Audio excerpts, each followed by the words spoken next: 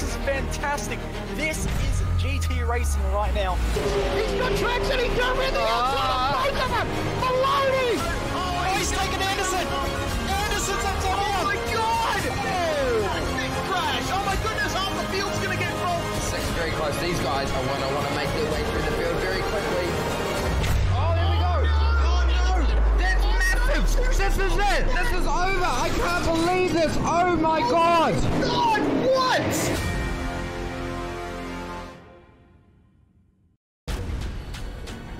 This is the original esport racing game. This is iRacing.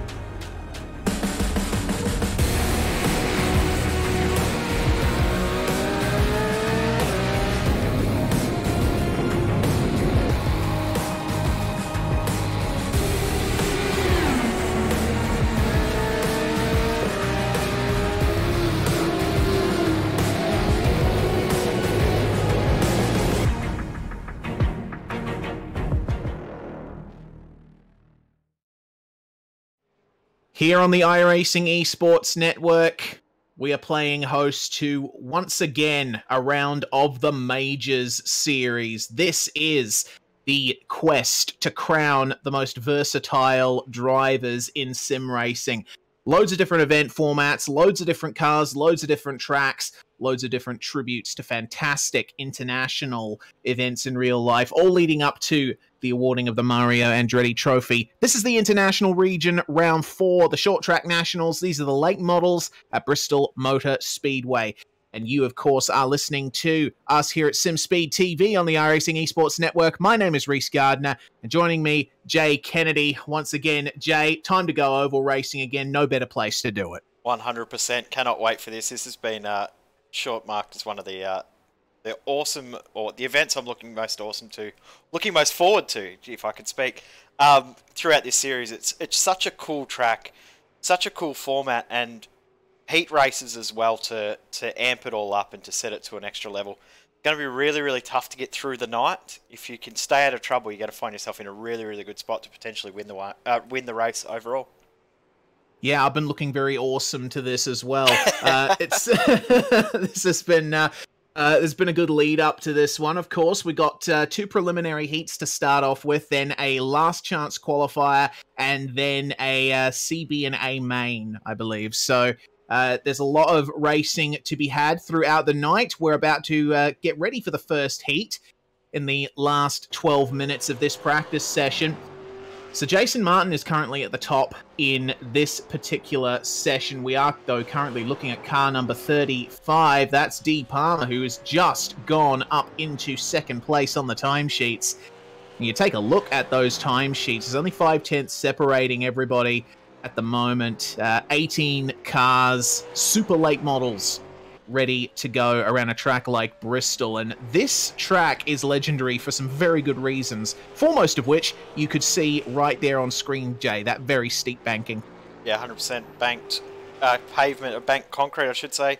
So a little bit different to most other ovals, and a real Coliseum-like feel as well, with the huge stadiums, 160,000 person capacity when it's at full potential. So huge stadium, and one of the more looked forward to events. Jeez, I'm doing a great job tonight. One of the most looked forward to events on the NASCAR schedule, being the Bristol races, and the other racing as well that's there, is also incredible, being super late model racing, which we're going to have tonight. Yes, indeed. It's I suppose Bristol could be described as a short track cosplaying as a super speedway. Would that be a correct way of describing it? That's a very good analogy. Yeah, I like that one. Those are my thoughts on Bristol. It's an incredibly fun track to drive. Back when we were teammates, Jay, and both regularly raced together, we'd have a lot of fun around this place. I'm still dirty on that race. I know the race you're referring to, where probably should have won the night race in the NASCAR iRacing series and got taken out with about 15 laps to go from the lead, led the most laps, and it's an incredible track, and you can just get caught out with real little issues that you have no involvement at all, and that can absolutely ruin your night. It's such a tough track to get right, and we're going to see a lot of carnage, but getting through that carnage, sometimes sitting back a little bit, is not the worst play. The only downfall to that is the lap is so short. It's very, very easy to go laps down. Yeah, absolutely is. There's 2 pit lanes here at Bristol, one on each stretch. So you've got to take good note of what pit lane you're in so that you enter correctly. And the line around here that James Robbie is demonstrating, the quicker line in these super late models to stay roughly to the middle of the track, more towards the wall. So the actual racing line around here is very narrow, particularly in those last couple of turns that he just went through. Or is that the first couple of turns? That was the first two, yeah. Okay, see, I'm getting flipped around already. So, taking a look at number 41, James Robbie, just crosses the line. Have a look at how close he is getting to the wall there. That is really pushing it, and you really want to keep that line high and dip low towards the bottom in order to get a good launch out onto the following stretch. You're making sure that you can use the momentum and stay as on the loud pedal as you can get. You want to be on that for the longest amount of time, so you can run a little bit wide on entry and then cut back down through the mid corner. You can maintain your momentum. I must say, well done to the Misfit crew. Of course, the tragedies we saw in Christchurch a couple of weeks ago. Team member Robert Northway wanted to put that on his car as a bit of a tribute and a memory, and a thank you to the solidarity of New Zealand, and the entire team has decided to run with the same livery. So well done to the Misfit crew for that awesome tribute on the front of the car. That's fantastic to hear and fantastic to see as well, you know. The recent happenings in Christchurch have shaken the world. I think it's fairly fair to say. You know, a country like New Zealand, you don't usually think of that being a place where tragedies such as that would happen. So it's awesome to see that Northway, being a New Zealander himself, has taken that step, and the Misfits team running that fern leaf as a mark of solidarity. That's awesome to see. We're about 7 minutes away from heat number 1 getting underway. Jason Martin will start heat 1 on pole. He has been the pace setter for the entire week, as he always seems to be throughout the oval racing. We have always said that Jason Martin doesn't like to talk himself up, and doesn't like it too much when we talk him up, but he is definitely the best oval racer in the AusNZ side of the world. He's a very, very good oval driver, and one that we've battled with many, many times, usually when he's coming up to lap us, so. yeah, that's a fair statement to make. Jason Martin, he doesn't do too bad on the road side as well. His performances last round at Sebring were pretty good. Of course, he didn't end up winning that, but he did show some really good pace. So as an all-rounder, Jason Martin's really good, but oval racing is where he really shines. He'll be looking to get as many points as he can throughout the oval racing side, but you're right, the road side of things, he's done a lot better than he would give himself credit for as well, as there's almost contact there between Kaiser and Robbie. I was just trying to test the limits a little bit, but championship-wise, it's got very, very tight. Unfortunately, the graphics that I had made up for tonight have decided to corrupt on me, and I can't put them up on the screen, but the championship fight is rather close at the top of the sheets at the moment. Obviously, some of the championships not as close, being the Legends Championship a little bit more stretched out, but the championships are fairly close. Yeah, they certainly are, and I think it just goes to show that that this series has come in leaps and bounds over the last couple of seasons. Of course, last year we broadcast the entire international region, and it was a very interesting championship. Josh Nowak coming away with the title in this particular division, but he has not been able to commit to this season. So that Mario Andretti trophy is up for the taking as we take a look at Dog Bear Blues' Gary LaViolette. He is currently sitting in P5. 14.892 seconds is the time that he has set, and that just goes to show this track is quite the road to drive on extremely quickly, if I can get a sentence out. You're doing as good as me tonight, Reese. It's this could be the try and understand what we're trying to say broadcast tonight. But with the championship, as you said, Josh Nowak, he was so dominant and consistent throughout the entire season last season. He's only been able to turn up for one race, and he had an absolute disastrous race in the Daytona 2.4. Jason Martin does lead the championship, Cameron Dance in second, and Robert Northway in third, but they're all really, really close. Dean Mole, James Robbie, Shane Bowen, and Alexander Sheridan also really, really close as well. So top 7 in the title fight at the moment are really, really close, and we're going to see it come right down to the last race later on in the year, which will be the Formula One cars at Interlagos, which is a new race for this season, which should be really, really cool as well. Yeah, definitely should, and it really just goes to show that any kind of racing is up for grabs in the Majors series. Of course, we've already raced in IMSA cars. We've raced Daytona 500 in current gen NASCAR Cup Series machinery. We've done the classic Sebring 2 hours in old IMSA machinery, GTP and GTO. Now we're here in the late models, the super late models. And then we're going to have a 2.4 hours of Nürburgring for the next round. That'll be interesting. Not just Nürburgring, Nordschleife as well. So that should be really, really cool to watch. And I'm looking forward to that one. That will be a really, really incredible race. On screen there, Jason Martin just getting back out on track after driver's briefing is complete. And the drivers are just starting to get comfortable with the circuit once again, because the conditions on the track would have changed a little bit since some of these drivers were out there last. It does evolve quite a lot, and the line over the 100-lap main has the potential to change throughout that race. Yeah, it certainly does. The way cars move up and down the circuit as they try and experiment with new lines, new rubber being laid down as drivers go for moves, it can open up new opportunities to experiment. I'm also interested to see how the track evolves during these heats as well, because you can see that the sun is going down, and there in those in the exit of turn 2 and down the back stretch, it's now in shadow, so you can actually push a little bit harder out of the first couple of turns than you can out of the last 2. The other thing to think about too, when we do get to the main 100 laps, they can make it 100 laps on fuel and tyres, but if there is a caution, we will likely see most of the field come in purely for tyres. Tyre advantage is huge if you can get new boots on some way throughout the race, so we could see that strategy play. It's unlikely to see someone pit under green, but never say never. The advantage is quite huge for new tyres. So if you're a long way off the pace and got nothing to lose, it could be a viable strategy if you want to roll the dice. Yeah, absolutely. It's something that we're going to have to think about coming into the longer races of the night, but we've only got under 2 minutes left now until we're ready to go racing for this first heat of 25 laps as the sun sets at Bristol. On board with Gavin Sadler, taking a look at what it's like from the driver's perspective around here. He's running quite a low line, experimenting a little bit with that sort of approach, as opposed to the guys in front of him.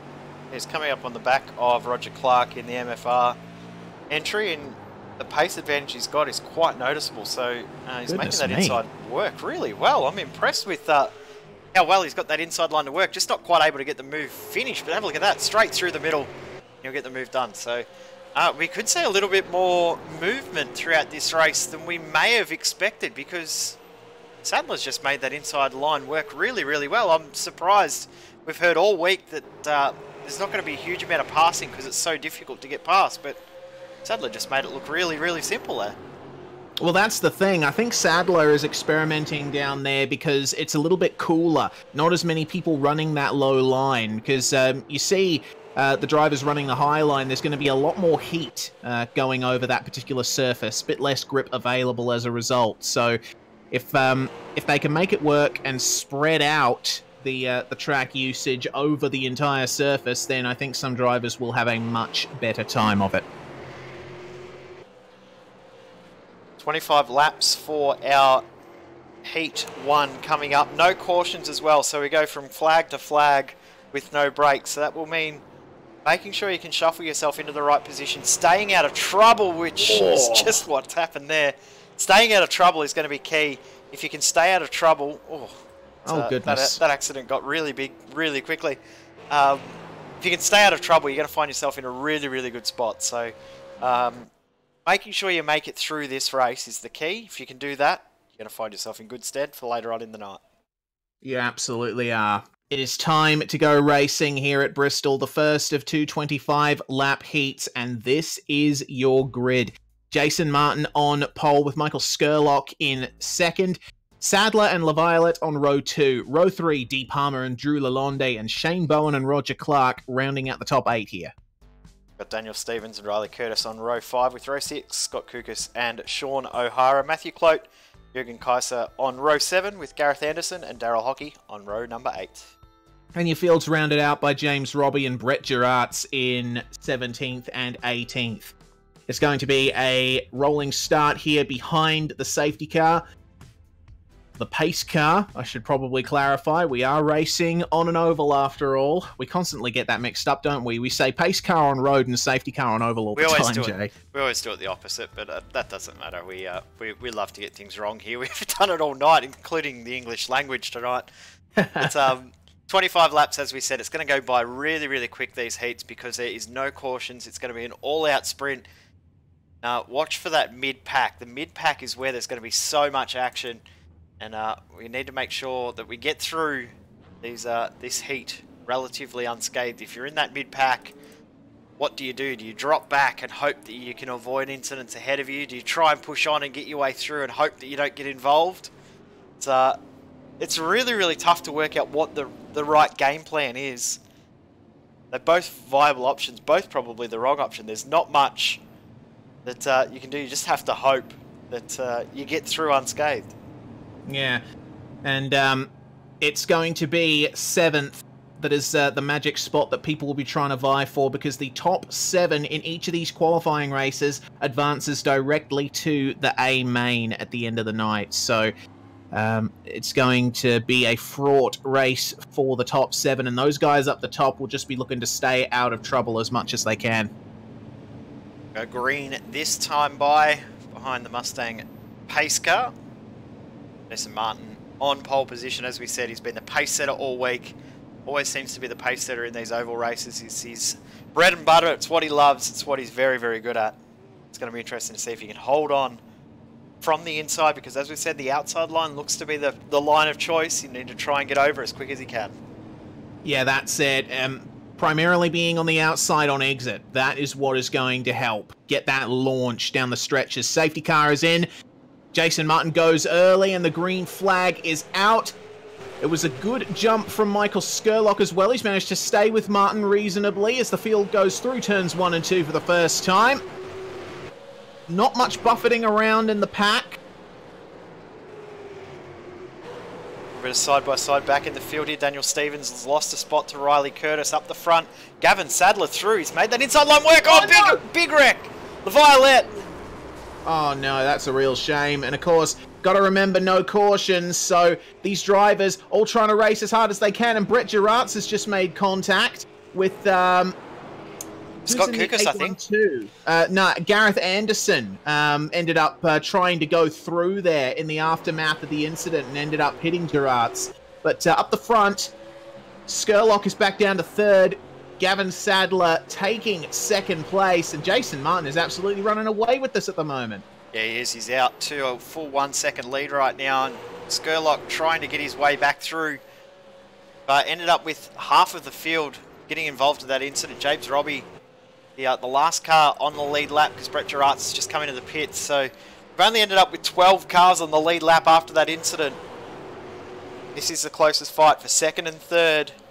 Sadler did a great job. We said in the start that he was working that inside line really well. He's trying to hold on now because he doesn't look as comfortable as he did at the start. No, certainly not. Another driver into the pit. Oh, Brett Gerards continuing his trips through the pit lane, sorry. But Skurlock, watch out for him on the exits of the corners, because see how he goes for Gavin Sadler there, and actually following him line astern. So Skurlock is catching on to Sadler here, saying, oh, maybe I should give the lower line a try.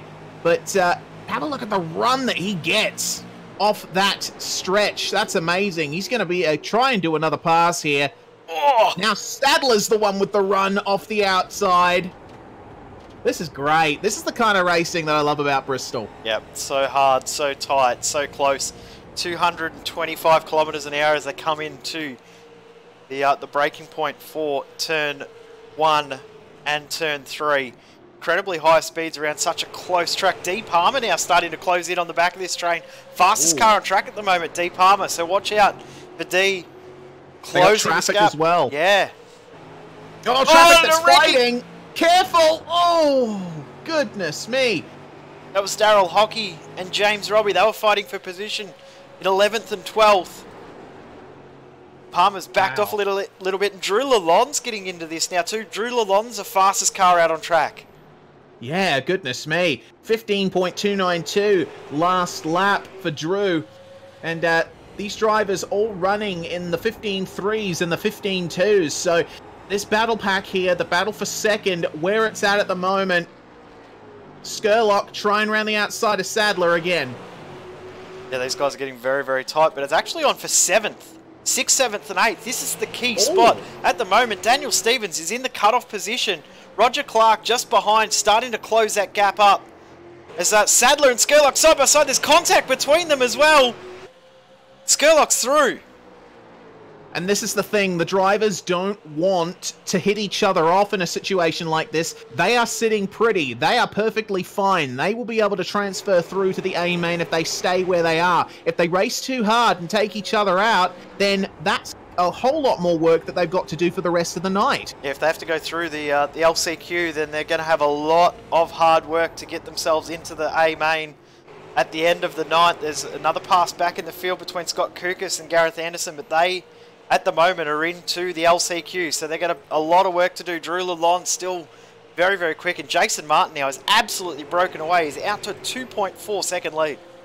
Yeah, wow, that's fantastic to see, and that's going to really put the confidence in Jason Martin for the rest of the night. Battle for 3rd and 4th on screen at the moment. D. Palmer chasing down Gavin Sadler, and Daniel Stevens and Roger Clark, teammates, fighting for that final transfer spot, and they got a bit of traffic there. That's the 076 of Jeroen Kaiser. Got to be careful the way they navigate through all of this. Oh, and Stevens got compromised there, and is Roger Clark close enough to get through? Riley Curtis is holding these two up, so Curtis has got to be careful that these guys just don't blitz on by on the outside. Only 5 laps to go when they cross the line, so not much racing left in this one. Yeah, and look at Roger Clark now. He's right on the back of Daniel Stevens here. And Stevens trying to pressure the number 815 machine of Riley Curtis. Oh, here we go. Side by side almost. Nearly giving him a little tap in the rear quarter. Roger Clark, though, having to stay almost to the inside. There's a little bit of traffic behind him as well. That's the 02 of Gary LaViolette. Obviously, he's looking to make up some extra positions, but he can't get too involved in this battle for 7th. Nothing to gain by getting involved other than a little bit of traffic management practice, but being the cut-off spot, you don't want to be too aggressive in your fight. Gavin Sadler's dropped a long way off the back of Michael Skurlock, and he might lose a spot to D. Palmer as he continues to use that inside line.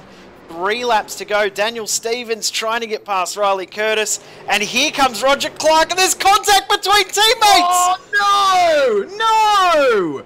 That's the last thing they wanted! Now both of them are going to have to work their way through, and Scott Kukas has managed to find his way into the transfer spot as they start one of the last laps of the race. Wowee. Teammates coming together, and now neither of them get through the A main. They're both going to have to come through the LCQ. Jason Martin gets the win. Skurlock in 2nd. Gavin Sadler's going to hold on for 3rd. D. Palmer, great drive for 4th, and Drew Lalonde in 5th. Have a look at the gap back to Riley Curtis in 6th. Almost got lapped. Goodness me. Scott Kukas gets 7th in the end, 1 lap down. Wowee. That's going to be a bit controversial, I have to say. I think the MFR guys are going to have a bit of a chat after that one. Yep, they'll go and discuss and debrief that one in the next few minutes. So Jason Martin, good drive in the end to get the win there, and results up on screen. Yes, indeed. Martin taking the win with Skurlock and Sadler completing the podium. D. Palmer in 4th with Drew Lalonde, Riley Curtis, and Scott Kukas completing the top 7. Kukas very lucky there with that incident. He's going to go straight through into the A main, and the top 8 is rounded out by Gareth Anderson. James Robbie here in Kaiser. Sean O'Hara, all 1 lap down with Daniel Stevens and Roger Clark involved with that incident there. 3 laps down, Brett Gerards. 4 laps down with Gary Lalonde. Daryl Hockey, 5 laps down. We saw him involved in an incident as well with Matthew Clote and Shane Bowen involved in that incident very, very early on. Yes, indeed. Well, that concludes the action for the first heat of the night, but do not go away. We've got another heat coming up, the last chance qualifiers and the mains. You are watching the international division of the Majors Series, Round 4, the Short Track US Nationals from Bristol Motor Speedway on the iRacing Esports Network.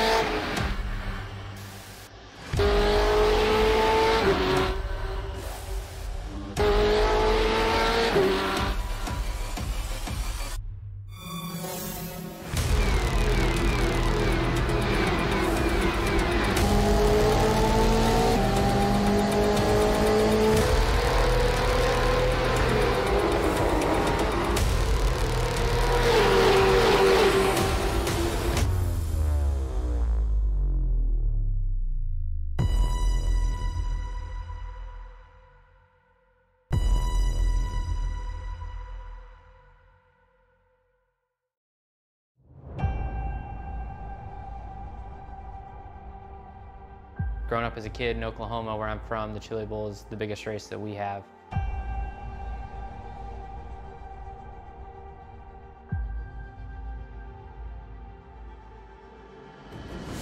The Chili Bowl has kind of been my favorite race of the year.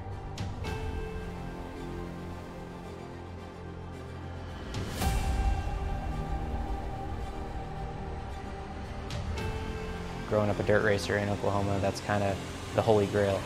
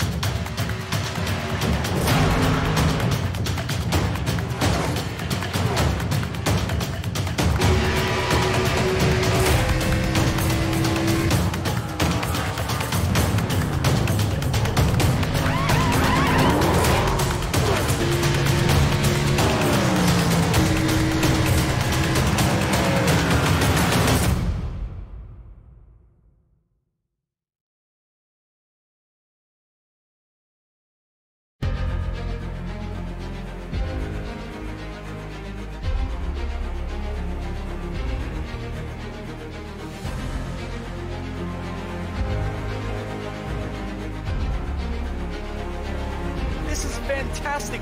This is GT Racing right now. He's got traction, he's got rid of the outside of both of them! Maloney! Oh, he's taken Anderson! Anderson's up top! Oh my god! Oh! Big crash! Oh my goodness, half the field's gonna get rolled! Second's very close. These guys are going to want to make their way through the field very quickly. This is it! This is over! I can't believe this! Oh my god! God, what? You are watching the International Division of the Majors Series, the Short Track Nationals Super Late Models at Bristol. We are SimSpeed TV, broadcasting on the iRacing Esports Network. We have just gone through the first heat of the night. Now we do it all over again with a different set of drivers. As you can see on screen, Will Leslie and Dean Mole on the first row with John King and Stephen Williams behind them. Robin Northway and Ray Partridge, followed by Marcus Tracy and Trent Gosley. On row 5, we've got Dane Burns and Dave Douglas with Marco Dudnak and Brad Matheson on row 6. Row 7, Eric Thorpe and Michael Johnson with Matt Hunter and Jonathan Ben on row 8. And the field's rounded out by TTL Esports' Cameron Dance and Kinetics' Craig Hawkins. Reese Gardner here, and along with Jay Kennedy, broadcasting this live on the magical thing that is the internet. The drivers just going off the line now behind the pace car. Jay, that race that we just had was pretty action-packed intense. I'm looking forward to seeing more of the same here. Yeah, 100%. The fact that there's no cautions, I think, has caught a few drivers a little bit off guard. They're wanting to make moves, but at the same time, they don't want to make the wrong moves. And we saw in that last race how disastrous it is when you do make the wrong move, especially when you're around your teammate. You want to be extra careful around your teammates. Teammates taking teammates out is never, ever a good sign. Just notice as well, Robert Northway is not taken to the grid, which is a little bit unfortunate. He will have to go through the LCQ at the end of this one. Yes, indeed. Reminder for everyone who's just joined us, the top 7 from both the last heat and this one advance through to the A main instantly. They don't have to go through the last chance qualifiers or any other of the racing tonight. They can just go straight into the A main and race in that. So Will Leslie is going to be the one controlling the field here, but Dean Mole, we know how capable he is. This could be quite a challenge for the drivers up the front. And that magic spot, position 7 at the moment, Marcus Tracy. So that's the area that we need to watch. Just notice as well that Robert Northway has got out on circuit. He's going to have to start from the pits. In some aspects, that may not be a bad thing as we get the green flag. Will Leslie was a lot further ahead of the rest of the field than I expected before the green waved. Seemed like Dean Mole was hanging back a fair way, but he's already lost 2 positions. Dean Mole back down to 4th and sliding even further back. Car number 6 of John King, he's just gotten into 2nd, and Marcus Tracy's followed him through. Trent Gosley, as we said, was the car to watch though, because he is in that position number 7. Dutnak through into 6. Eric Thorpe is on his way getting through as well. Cameron Dance already has gained a couple of spots. He's actually just been involved in an incident, Cam Dance, so he's going to have to go through the LCQ. The Dirt Pro driver, so he will have a lot of work to do coming through, but he's used to running in LCQs from dirt racing. Yeah, certainly. And side by side, cars 19 and 31. Dean Mole and Dwayne Burns running side by side. Seems like they can't get rid of each other at the moment. That's Burns' view as number 62, Mirko Doltonach. He is really going for it here, trying to use that outside run to get that launch. No. And oh, goodness me, a little bit of contact there in the middle of the turn. Good recovery from Dwayne Burns, but he's gone back up into the wall and taken Doltonach with him. And now Eric Thorpe is into that magical position 7. Stephen Williams on the inside does get through and takes that position away. This is going to be a hard-fought battle all the way to the end. Watch out for Ray Partridge here in the dog bear car. Those fluoro green wheels will make him go faster, I'm sure. Yeah, I'm certain. We used to run fluoro green as our team livery all the way back, Jay. It helped us. Thorpe into the wall. Ray Partridge is going to try and get through here. And have a look. The number 944 of Stephen Williams. That is the position. That's the transfer position. That's what both Partridge and Thorpe are aiming for at the moment. Partridge, it looks like he's just not able to shake Thorpe. You need to be able to get ahead before the mid-corner at a track like this so you can get the run and preserve it. Partridge, I think, has done almost enough here, just edging a little bit more forward versus Thorpe. I think he's safe now. That 8th position is his. Yep, but what's happened in the meantime is Stephen Williams has just driven off up the road. Still battling, though, between Trent Gosley and Dane Burns. These guys are going to be a little bit careful. We've seen how easy it is for an incident to happen when there's big, huge battle packs like this. Side-by-side racing for so long does A, slow you up, and B, make an incident very, very likely, as there's a big moment there for Burns coming out of the corner. Yeah, and the problem here for Williams is he doesn't want to get too involved in this. He is safe in the transfer spot. He doesn't have to do anything more other than keep Ray Partridge behind him. So to have these two guys battling in front of him, it's not going to do his confidence any favors. Maybe he'll try and stick around the outside, make a move on Dwayne Burns, follow Trent Gosley through. But that doesn't seem to be the way he's going for it at the moment. He's sticking to the inside. Yeah, and have a look at how close Partridge has got in the last couple of laps, just slowly picking these guys off. Fastest car on track at the moment is Dean Mole in his recovery back from that awful, awful start. He's got himself back into 3rd position, but this is the most important spot. This is the battle, 5th, 6th, 7th and 8th. Eric Thorpe not too far away from catching back up to these guys in 9th, so this is going to be really intense all the way to the checkered flag, halfway through. Yep, and now Williams has made his way through into 6th there, so Trent Gosley is now the one in the transfer spot. Ray Partridge still has a chance here. Have a look at him go for the inside. This could decide it. We are more than halfway through this race. It's only 25 laps here around Bristol. That goes in the blink of an eye, the snap of the fingers. So these guys don't have much time to sort themselves out. Tell you what, Stephen Williams is on a bit of a charge at the moment. One of the biggest movers in the field. From the start, he did drop a few spots at the start, but has gained them all back in the last little while. But have a look at this, still side by side, Partridge and Gosley. Gosley does not want to give up this 7th position, but I think it might be done. Partridge finally through. Those fluoro green wheels have made the pass work. Go back to the front because Dean Mole, as we said, he is the fastest car on track. Have a look at how close he is to John King.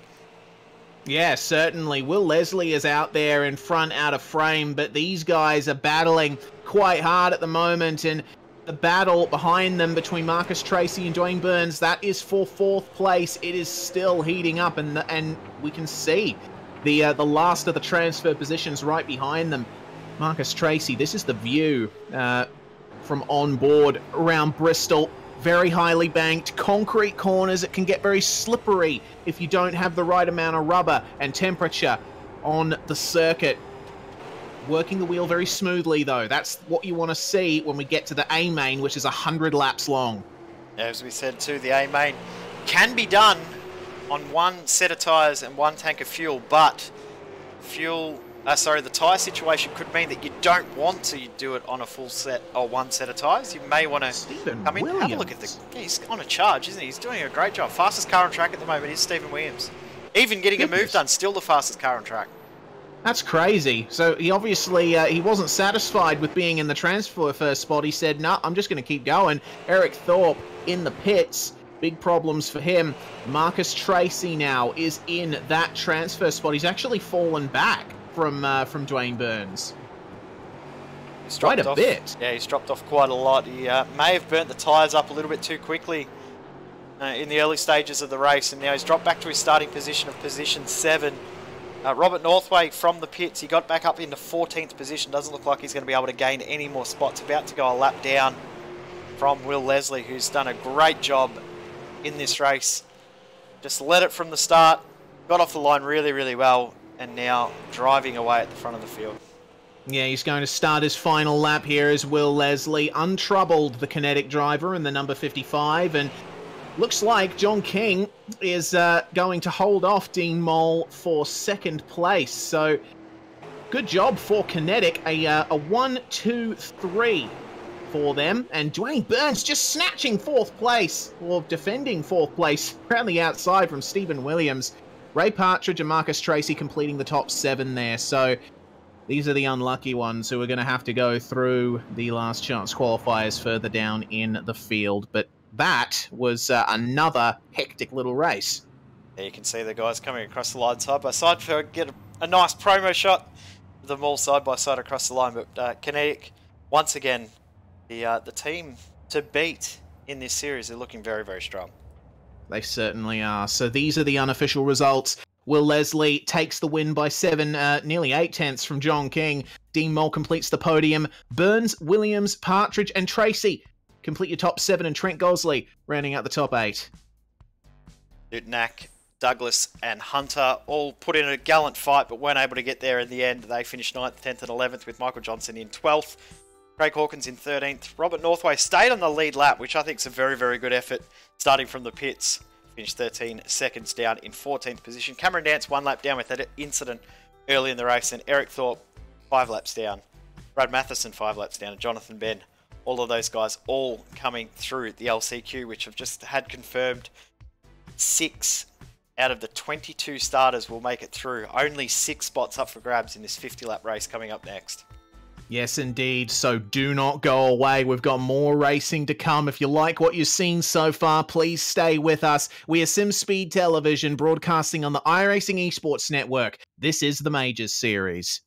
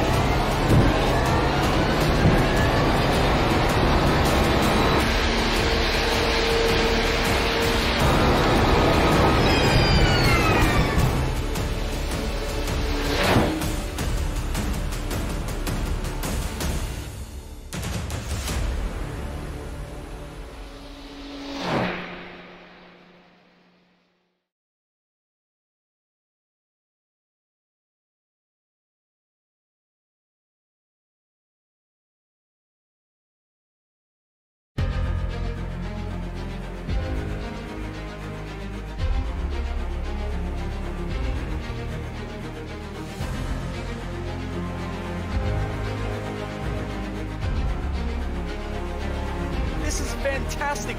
This is GT Racing right now. He's got traction. He's got everything outside of both of them. Maloney. Oh, he's taking Anderson. Anderson's up top. Oh my God. Oh, big crash. Oh my goodness. Half the field's going to get rolled. Second very close. These guys are want to make their way through the field very quickly. Oh, there we go. Oh no, that's massive. This is it. This is over. I can't believe this. Oh my God. God, what?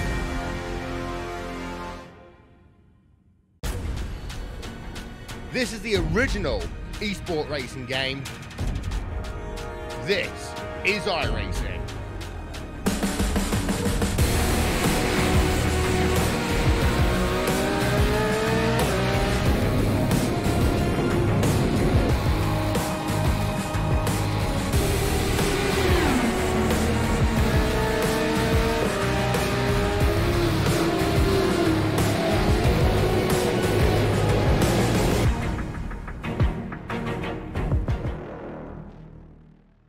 The international division of the Majors Series comes to Bristol for round 4 in the super late models. This is the short track nationals at Bristol Motor Speedway. We have just run the first 2 heats, and now everyone who didn't make it through to the A main in those first 2 heats gets one last chance to qualify for the final big race of the night.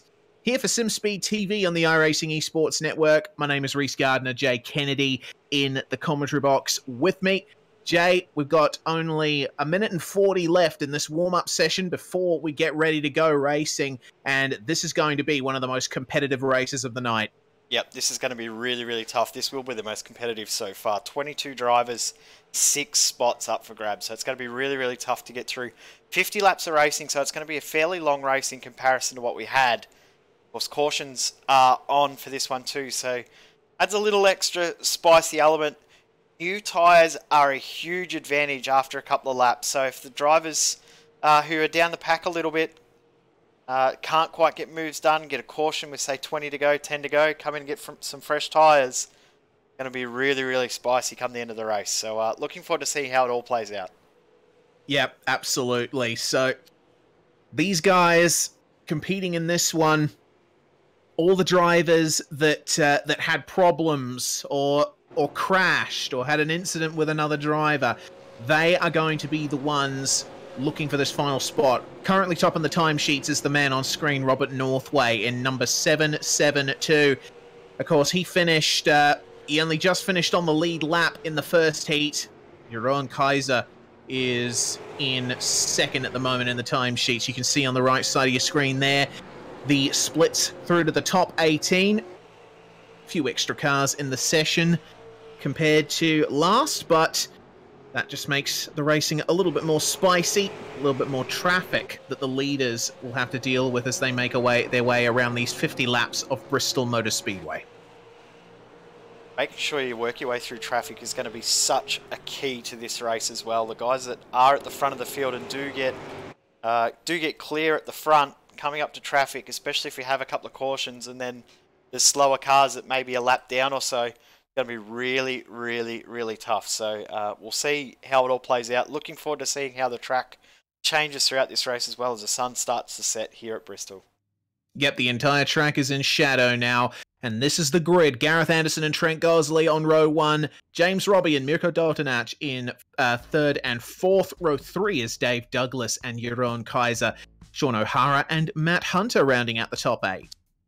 Got Michael Johnson and Daniel Stevens on row 5 with Roger Clark and Craig Hawkins on row number 6. Brett Gerards and Robert Northway on row 7. Cameron Dance and Gary LaViolette, they're on row 8. In 17th, we got Daryl Hockey, Eric Thorpe lining up alongside him. Completing our 22-car field, we got Bradley Matheson and Matthew Clote on row 10, and Shane Bowen and Jonathan Ben rounding out this field. The lights will come on here at Bristol Motor Speedway at some point in the next few hours of in-sim time. The drivers will have to be careful about how the track has changed now that there is no sun hitting the surface. Trent Gosley starting up behind the pace car. Gareth Anderson hung back a little bit there. It feels like such a long way back when you're back at the rear of the field, which Jonathan Ben finds himself at the moment. You see everyone start to pull away and you just think, oh, I've got such a hard job to work my way forward from here. It's going to be a real tough race for the guys in that last order of the field. The guys from 17th through to 22nd, they're going to have a real tough ask to get their way through. So many passes they need to make.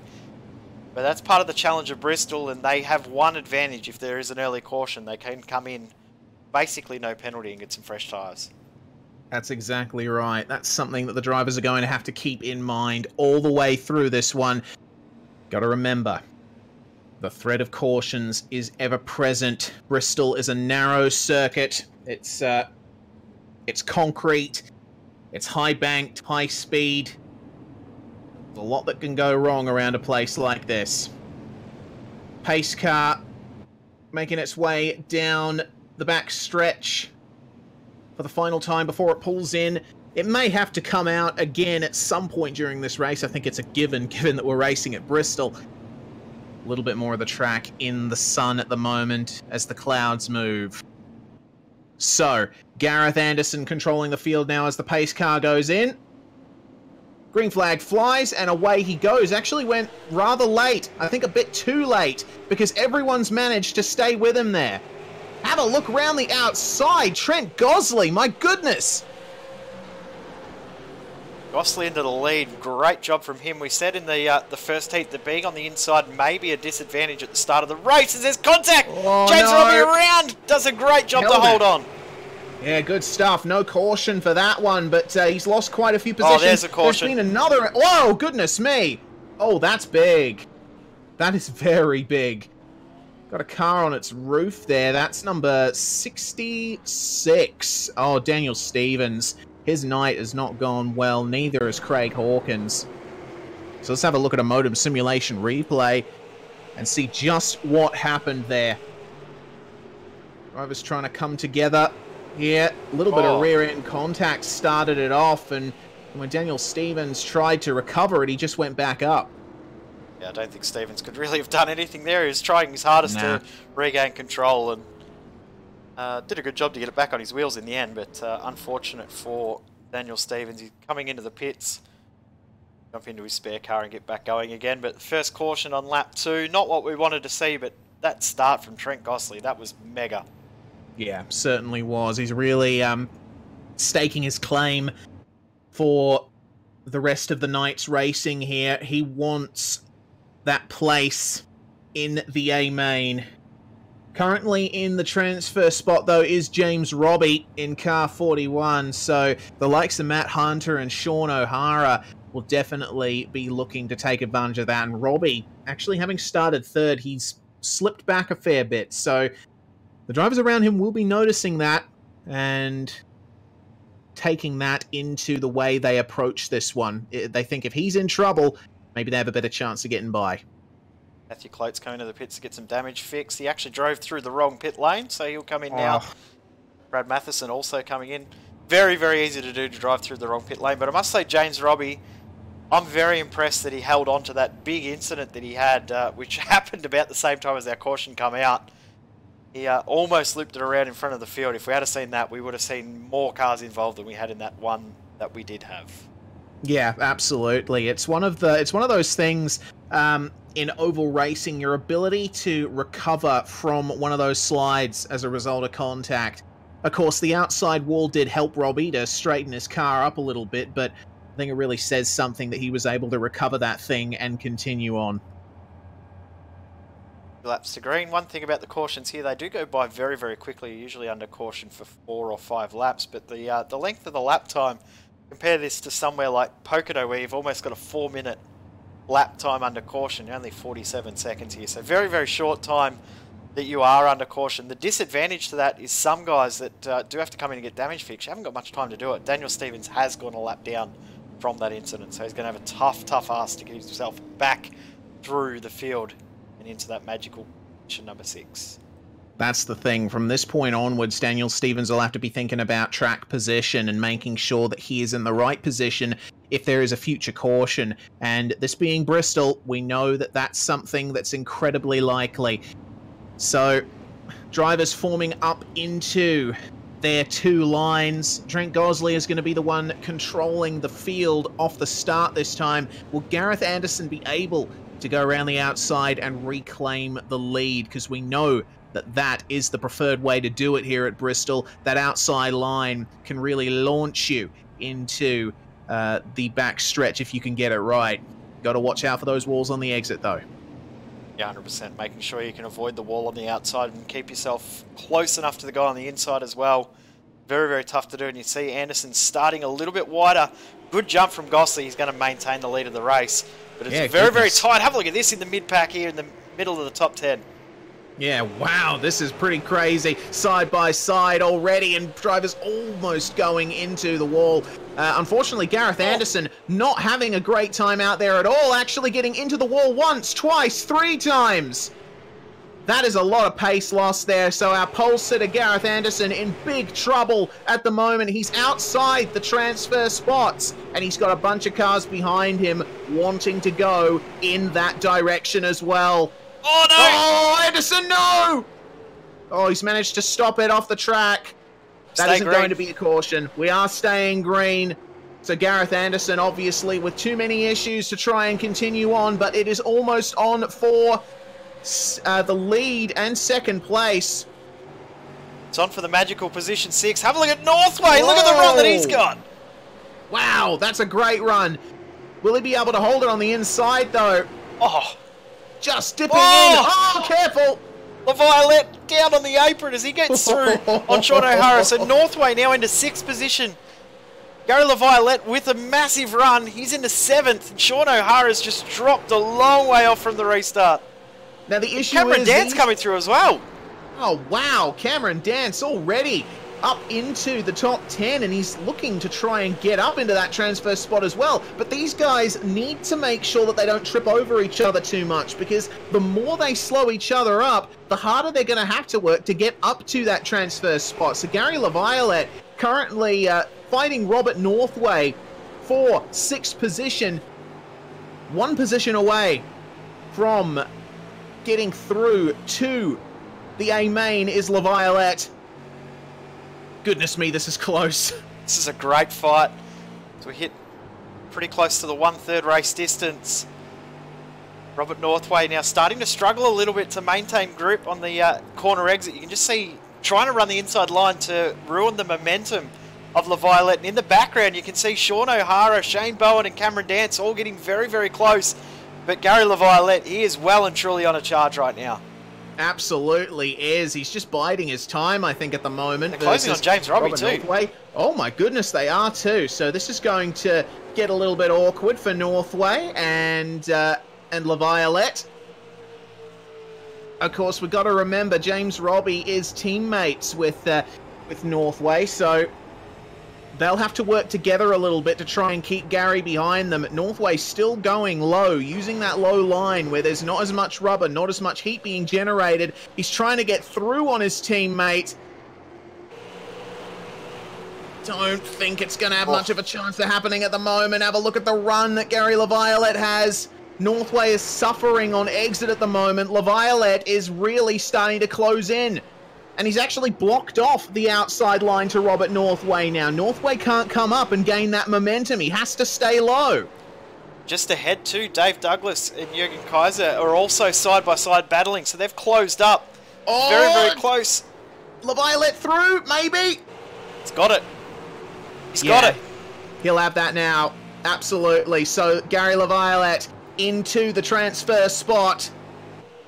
Oh, 3 wide between Bowen, O'Hara and Dance. There's contact! That's going to be a caution. There we go. Oh my goodness, that is a real shame for Mr. O'Hara. Straight back into the pits. Let's have a look at how that went down, Jay. Yeah, 3 wide. A little bit of contact beforehand between O'Hara and Bowen. Cameron Dance saw the opportunity that opened up a huge gap, tried to get out of it, and then just see O'Hara clip the wall, come down towards where Dance was. I don't think Cam did anything wrong there. Tried to avoid the incident. We'll get another look. But it's one of those racing deals where wrong spot, wrong time. Saw it for a moment, thought about making it 3 wide, decided no, that's a stupid idea. Backed out of it to give a bit more racing room, and then you just see The car of O'Hara bouncing off the wall straight into the front of Cameron Dance. That's a real shame. All three of those guys unfortunate in that regard, but we are under caution at the moment. Your own Kaiser there sitting in 4th place. Now, this is going to be important considering that we are almost at half race distance. I'd wager that the vast majority of the field is going to come in for tyres this time around. You can already see drivers outside the top 10 doing that. Yep, half the field have come in and got tyres. The other half have stayed out. So the top 10, which is 10th is Brett Gerards. The rest of the field behind has come in for tyres. So this is really interesting. Brad Matheson is the lead car that has come in for tyres. He's already come in and used his spare car as well. But this is going to get really interesting to see the pace advantage of these guys that have taken tyres versus the guys that have stayed out. There's around about 0.6 of a second at that point slower the drivers were from where they were at the start of the race. So it's a pretty big advantage for new tyres as we're halfway through. Yeah, certainly. And the problem is with these top guys, they will want to actually avoid pitting as much as possible here, because at this point in the race, it's going to be all about track position for them. That if they miss the opportunity to pit earlier on, they pit any later in the race, and that is going to be a very hard fight for them to get back up to the top. So I'd guess that our top 7, they're going to stay out to the end. Yeah, I think you're 100% right. I think the top 7, top 8 will be the ones that'll stay out. The only one within that group that might think about rolling the dice would be James Robbie, because he has got a little bit of damage to his car. We saw from that incident right at the start. So he could, if he doesn't get a good restart, he could jump in and think about coming in for fresh tyres and a spare car, but likely that he will stay out as well. I think we may have seen the last of our pitters, other than maybe the final 3 or 4 if we have another caution. So it's going to be very, very interesting, this fight. Watch Matheson, Clark, Dance and Hockey their drive back through the field here. That's going to be really, really interesting to see how quickly they can get to that magical number 6 position of Gary LaViolette.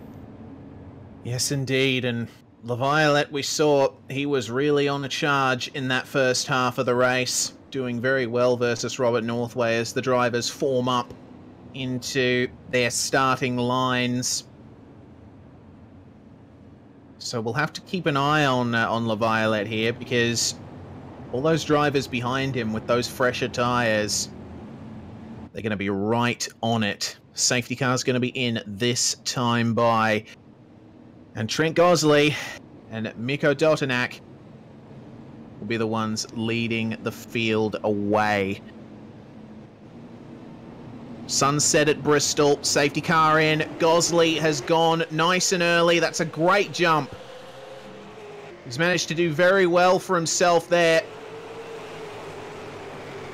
Dave Douglas has made his way through on Jürgen Kaiser, but still on for 6th, 7th, 8th, 9th and 10th. There's a little bit of contact. Shane Bowen getting squeezed. LaViolette is upside down. Oh, that is a real shame. Gary LaViolette, he is going to be absolutely fuming in that car. Let's have a look at exactly what happened thanks to modem simulation. So off the start, LaViolette holding that outside line. He got a good run, but he just got into the wall, and then Robbie decided to go for the gap. Yeah, the gap was there for a minute second, and then all of a sudden it closed up very, very quickly. So very, very tough situations. We're on board here with James Robbie.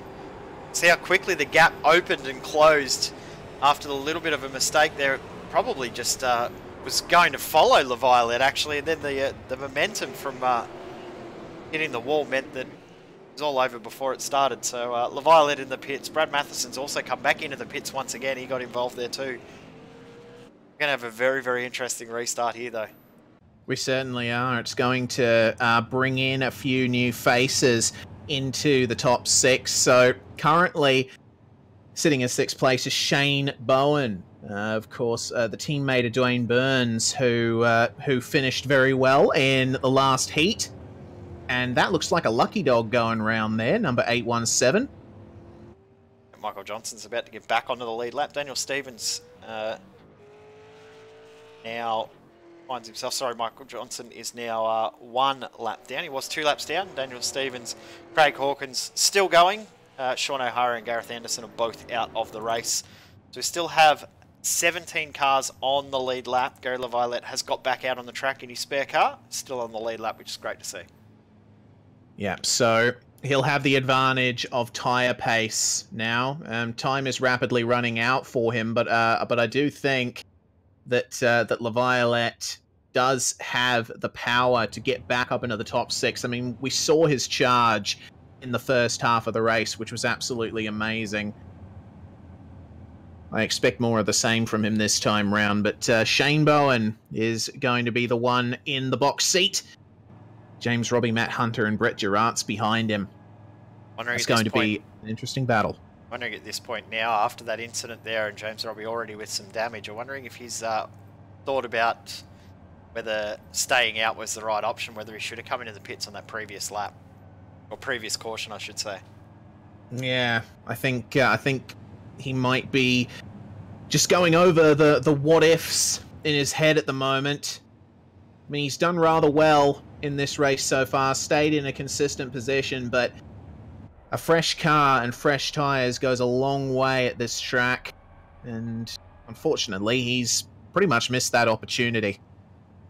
Say one thing at the moment, it's spot the clean car. There's not many out there that don't have some bump stings and a bit of damage on the cars. It's probably what Gosley's got no damage, Dutnak's got some damage, Kaiser's got no damage, Douglas has some damage. I think everyone else does, other than the guys that may have grabbed a spare car. It's pretty intense looking field out there. There's a lot of damaged cars. Yes, indeed. Just goes to show how much all of these drivers want those top 6 positions. You can see them all on screen at the moment.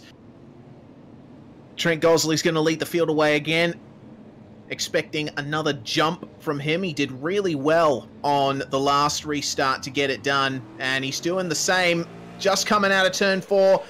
Another good jump, and someone's been really slow off the line. That's created an accordion effect further back. Yeah, it was James Robbie. He had an absolute sluggish start, probably in the wrong gear.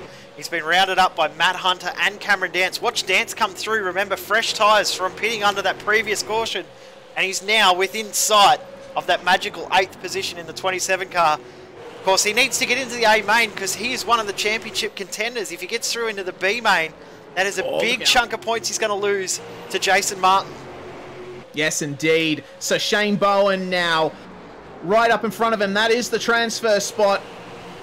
And Dance using that lower line. He can't go up the top. There's too many cars up there. He's going to have to try and force his way through on the inside. Look at that big lunge. And of course, Bowen is having a couple of issues of his own. Dave Douglas right in front of him. Oh, and a bump from Bowen into Douglas too. So this is on and a big wreck. Oh! That's a huge wreck. Dutnak. What on earth? That was the top 2. That was.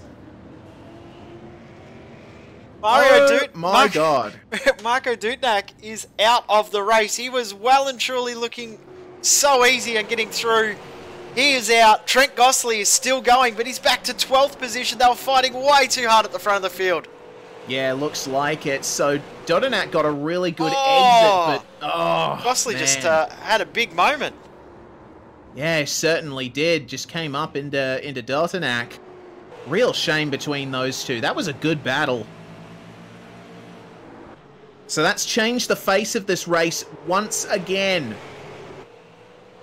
Come around to start lap 40.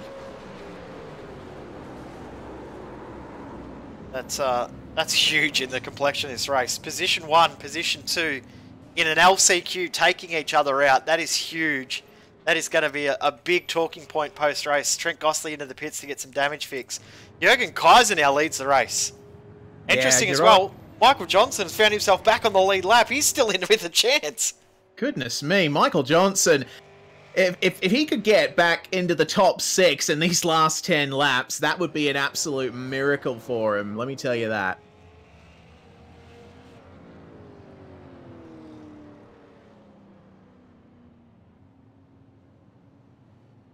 So your own Kaiser currently leading behind the safety car, and Northway in second place right now. Remember, he started in 14th. James Robbie once again finds himself in 7th position, even with that bad restart. Dropped back to 10th. He's now back into 7th. You're looking for a little bit of redemption from that last restart, which he got absolutely horribly wrong. Yes, indeed. He'll have to make sure that he's awakened in the right gear for this one, because he's going to have to chase down the guy in front of him, and that is Matt Hunter in the red and white liveried car in front of him.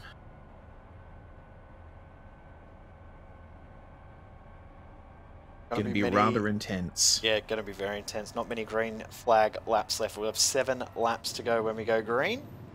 Of course, if we do get a caution in the last 4 laps, that will end the race. So we could only have 3 green flag laps of racing left, which could be absolutely intense. You got the likes of Gary LaViolette, who's still in with contention. If we see another big accident like we've just seen there, LaViolette in 15th position could still make it through. That would be a miracle, but it could happen. It certainly could.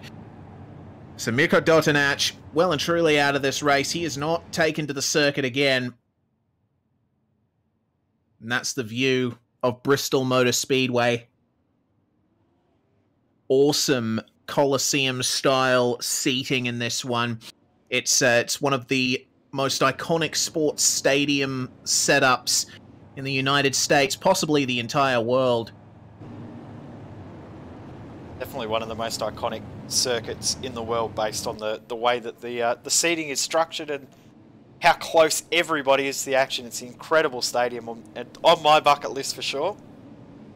Yeah, it's almost like a Roman racetrack that you'd see people racing around in Ben-Hur or something like that. Your own Kaiser's going to control the field, really bunching them up and then going. That was a well-played start from Kaiser. But Cameron Dance is going to be one of the people on a charge. He is round the outside for 3rd, and Matt Hunter in the box seat here. Robbie going for the inside. Watch Eric Thorpe here, because he's got fresh tyres. Everyone else other than Dance is on old rubber, has not pitted at all in this race. So watch out for these guys coming through. Thorpe and Dance well and truly on a charge. We've got an incident back in the field, but we're staying green. Yes, we are. So Eric Thorpe, and that battle for 6th is where it's at. And Robert Northway trying to go for 2nd place. No.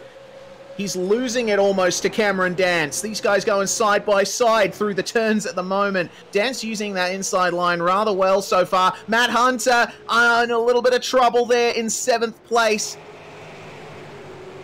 What this has done, it's meant that James Robbie's absolutely broken away from these guys in 6th. So but Hunter and Thorpe want to get into the A main. They need caution. Yeah, caution's out. This could end the race. It will. That's it. It absolutely will. So that's oh goodness me. Oh! It's still going. It's still going. Lots of drivers involved in that one.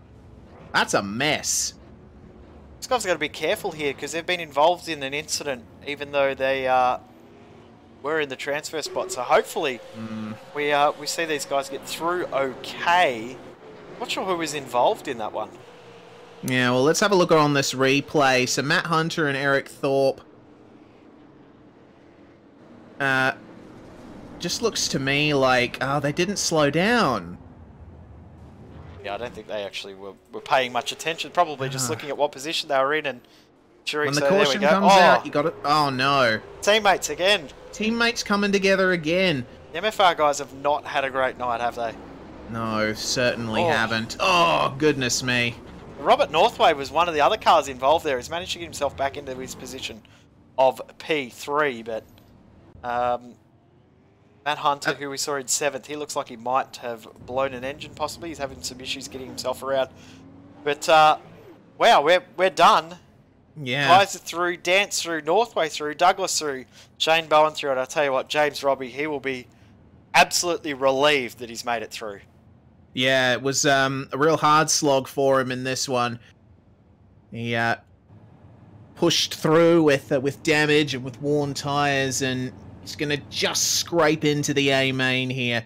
He'll be breathing a sigh of relief in that cockpit at the moment. But this with the end of this one, going to be one thing that the drivers need to keep in the forefront of their minds, and that is when the caution comes out, slow down. Absolutely slow down, because you never know what could be around that next corner. Especially crossing the line. Tight the track is here too. It absolutely throws you. But yeah, as you said, crossing the line, Kaiser, great win in the end. Staying out of trouble. Yes, indeed. Very well played from Euro, and he managed to make it up from 6th, the transfer spot, to taking the win. So there we go. Unofficial results here. Kaiser taking the win from Dance. What a charge from Cameron Dance. 15th to 2nd. Robert Northway making his way up from 14th to 3rd. Dave Douglas, Shane Bowen, and James Robbie complete your top 6. They'll all go through to the A main, which is coming up next. Matt Hunter and Eric Thorpe round out the top 8, though not in the circumstances they would have liked. The Violet did get himself back up into 9th. I think he needed those green flag laps at the end to possibly get himself into that 6th spot. Good job from him to get back through. Brett Gerards, Jonathan Ben, Daryl Hockey, Brad Matheson, who finished 1 lap down, Trent Gossley, Craig Hawkins, and Michael Johnson. Unfortunately finished 5 laps down in the end, got involved in that incident after finally getting onto the lead lap. Yes, indeed, and now we are well and truly in retirement territory. Roger Clark, Matthew Clote, Daniel Stevens, Mirko Dotanach, that's a big story there. One of the front runners, very unfortunate for him. And then Sean O'Hara and Gareth Anderson out very early on. So, that's going to bring to an end the preliminaries for tonight. A-Main coming up next in the Short Track Nationals, part of the International Division of the Majors Series. We are SimSpeed TV broadcasting on the iRacing Esports Network. Do not go away. Final race of the night coming up.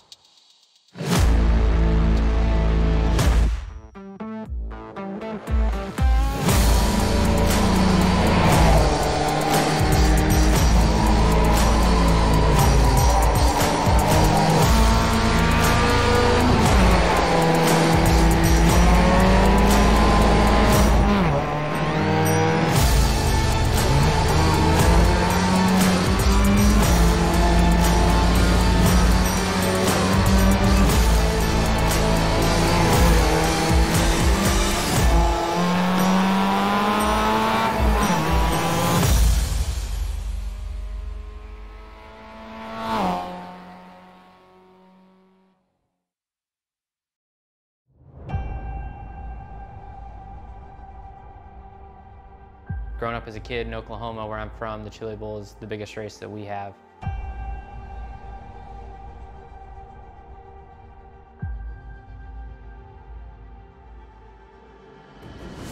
The Chili Bowl has kind of been my favorite race of the year.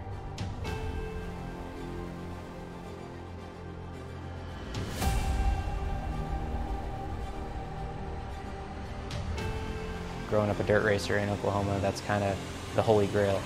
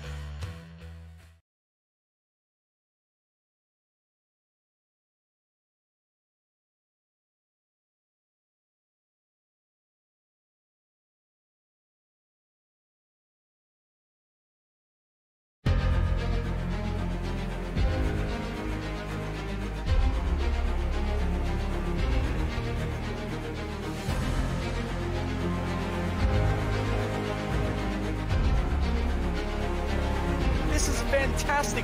This is GT Racing right now. He's got traction, he's got everything outside of both of them! Maloney!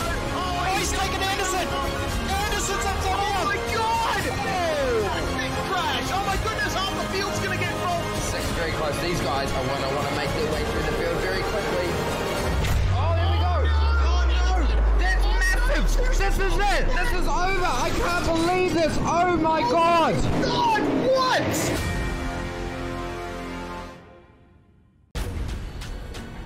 This is the original esport racing game. This is iRacing.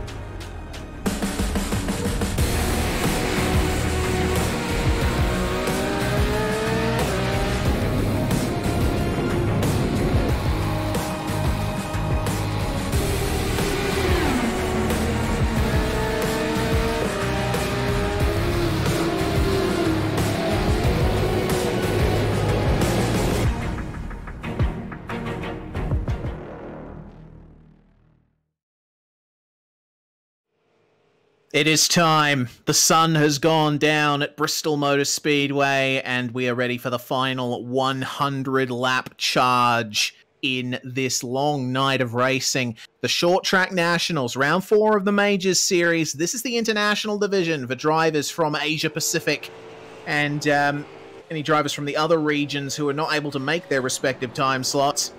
My name is Reese Gardner, here on SimSpeed TV, broadcasting on the iRacing Esports Network. Of course, the guy operating all of that behind the scenes is with me in the commentary box too, Jay Kennedy. Jay, sun has gone down, lights are coming on at Bristol. I'm excited. Sun has gone down, and the moon has come up, and it won't be too long before someone will leave with the cup. There you go, there's a good reference for you, you know the song. Jason Martin's going to be the man to beat though. He's going to be very, very tough to beat. Very, very quick.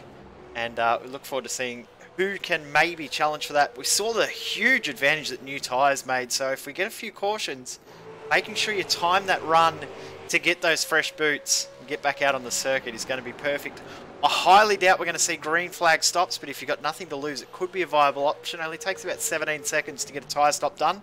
You'll probably go 2 laps down, but the advantage that you get from the new tyres could nearly get you back to the front.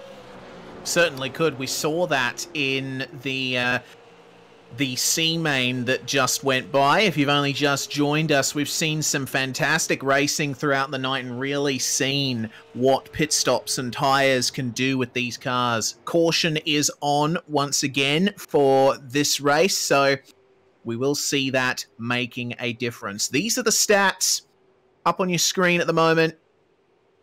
100 laps. And, of course, there is a question mark next to tyre stops because, honestly, some people might be brave and go the entire race without going into the pits once. If you're at the front of the field, you're probably going to do this without stopping. If you're at the back of the field, you're going to stop every single possibility you can. Get fresh tyres. There's no limit on the amount of stops you can make for tyres. Of course, there is a spare car available for guys that do run into trouble. So using that wisely as well is another key thing as well. So weather conditions not really going to impact this race. So yeah, the track temp is dropping and probably stay stable around that 31, 32 degrees Celsius throughout this race. So the real key is tyre management in this race. If you can manage your tyres best, stay out of trouble for 100 laps, you're going to find yourself in a great position. Exactly. We've got to remember Bristol's surface is concrete. Excuse me. So the slippage is quite extreme, and you want to really take care of your tyres on a surface like this. So the guys who work the wheel the smoothest going to be the ones that come off the best. Gavin Sadler, we can see some of that wheel work going on, riding those bumps, staying in the middle of the track. This guy's currently on the top of the timesheets, and we can see what kind of lines people are experimenting with. Driver in front of Sadler starting to use a bit more of the upper line, but Sadler's been one of the drivers that really prefers running lower. He's been the one that's been willing to experiment with that alternate line and run a little bit lower than everyone else, and it's worked for him. Hasn't worked for too many others, other than the guys that have come in for fresh tyres, which we saw Cameron Dance do in that last one at the end of the race. So using the new tyres to your advantage, using the line that is more optimal at that point of the race is going to be key as well. Getting off the line, or getting off at the restarts well, is also going to be a key. We saw a couple of times in that last race where guys were really struggling to get off the line or get going again at the restart, causing a few bottlenecks, and could probably end up a little bit worse in this one because the field is going to be so much tighter in this race than we've seen throughout any of the races tonight.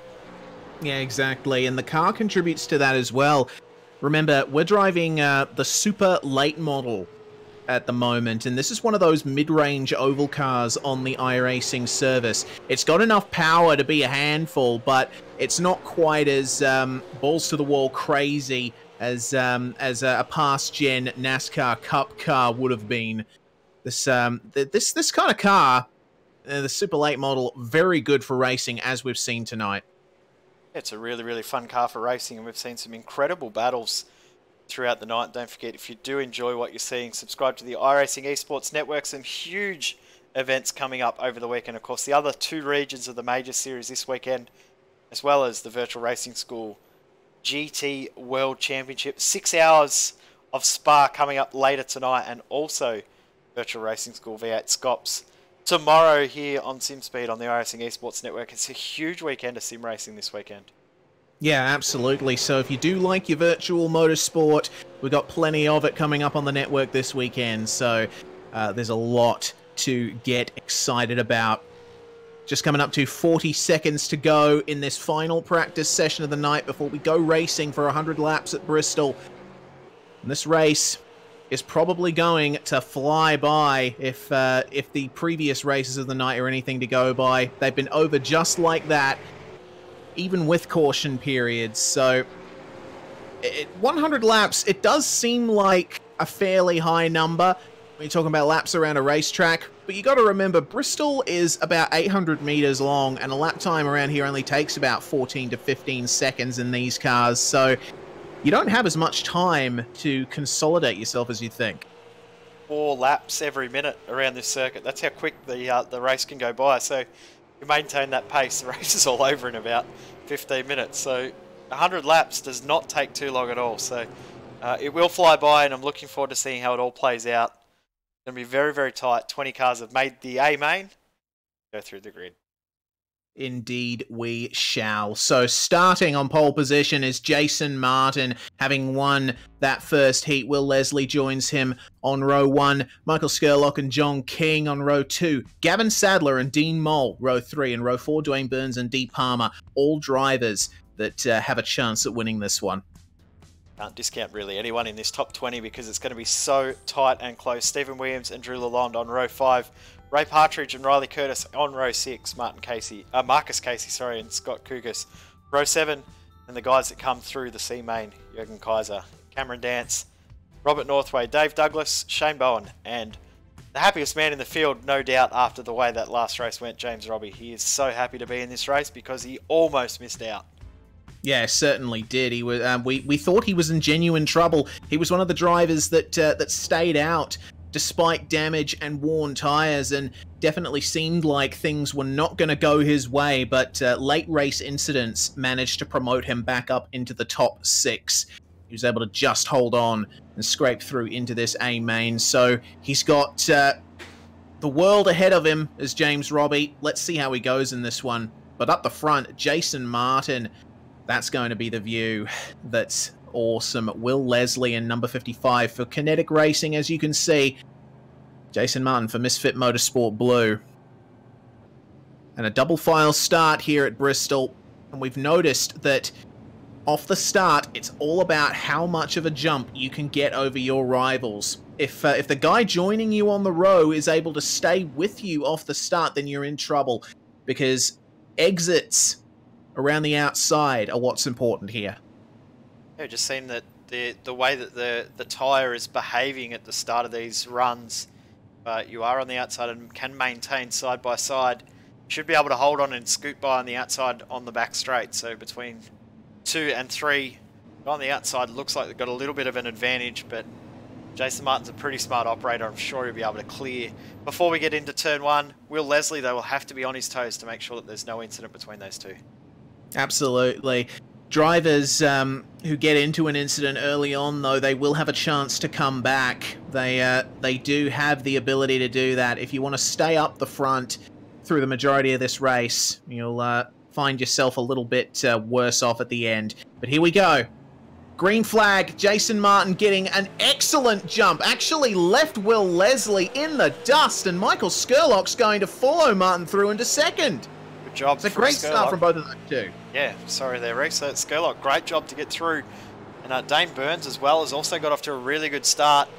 Already up, Stephen Williams already up 2 spots as well in the 9:44. So a few guys that are starting to make some moves very, very early. Guys back in the field have all sort of got into single file, have sorted themselves out. But at the front of the field, Will Leslie trying to get his position back. Yes, indeed. And the top 3 have really kept each other company very nicely. They're sticking together rather well. Some side-by-side running further back in the field. Almost some contact there. Shane Bowen and Marcus Tracy battling there. So Tracy's had to yield there to Mr. Bowen. John King and Dane Burns also going at it. It's pretty tight. Burns tucks back in behind. Yeah, and tucking in behind in this early stage of the race is what would be the optimal thing to do. You're going to see a lot of single file running at the start of this one. The previous races, they went over in a flash, but this one's a little bit longer. 100 laps, you need to make sure that you preserve your car, preserve your tyres, preserve yourself. Will Leslie and Gavin Sadler really starting to fight here, and Leslie, it looks like he's starting to become the proverbial cork in the bottle. He's definitely holding the field up here because the front couple of guys have broken away. He's the Only driver in this group doing 15-second lap times. And Sadler! Oh, there's a bit of a bump there and a little bit of damage to the front of Sadler's car. He's okay, he's regathered it. But John King's going to go around the outside. He's going to take that position. Sadler, though, won't be too upset about being forced to the inside. Yeah, that's where he's been running basically all night. He's really comfortable down there, but unfortunately, John King blasting his way through there. Gavin Sadler's going to have to yield and think about what to do next. Riley Curtis into the pits already. Quite sure what for. Marcus Tracy and Dave Douglas battling for 15th and 16th here, and Skurlock has managed to keep Martin very honest up the front. Have a look at John King, though. He's going to try and go for a move on Will Leslie. You've got to remember, these guys are teammates. They can't afford to get in each other's way too much. Of course, John King, one of the championship contenders. He was well and truly in the fight last season as well. Very, very good driver. Very, very consistent driver is King, so he'll be wanting to get up as far as he can and negate the advantage that Jason Martin will be taking away from this race if the positions stay as they are. Dane Burns is also another one that's looking to make positions. At the moment, though, the biggest mover, Shane Bowen, plus 6 positions up from 19th to 13th. Wow. Not far away from getting past Northway as well. That's a really good run from Shane Bowen. He's really made good in these first laps of the race. We're actually a 10th done already as we start lap 13. Some side-by-side running here. Number 49. Great view there of Gavin Sadler, and it is car 19, my apologies. Look at how close they get down the stretch. This time Sadler is the one stuck on the outside. He's not too used to running that close to the wall. He hasn't done it all night, so he'll be a little bit thrown by it, but he's a very, very experienced oval driver, is Gavin Sadler. A little bit more familiar to the dirt side of things in the recent past. And Stephen Williams, Ray Partridge also getting up on this battle. Partridge threw on Stephen Williams. So Williams, we said, was one of the biggest movers. He started to drop back, so may have burned his tyres off a little too early. Yeah, have a look at D. Palmer on the inside, number 35. D is going to get through fairly simply there, I would imagine. Of course, Stephen Williams. Oh, have a look at Northway. Whoa, take care. Going side by side with Mr. Williams. Stephen Williams, we noticed he was a hard charger in one of the past heats, but he's not having a good amount of luck in this one. Northway through into 10th, and I think that's going to be safe for the time being. Have a look at Shane Bowen there. Plus 8 now. Yeah, goodness me. He's on the verge of the top 10 as Bowen. Dean Moll, meanwhile, up into 6th as Dane Burns. Oh my goodness. No! No! Dwayne Burns, his engine blew. No way. Yeah, I saw a big puff of smoke come out of his car just then. What a shame for Dwayne Burns. Done with the car behaviour to have that happen at this point of the race. That's bizarre. See if we can hear it on board here.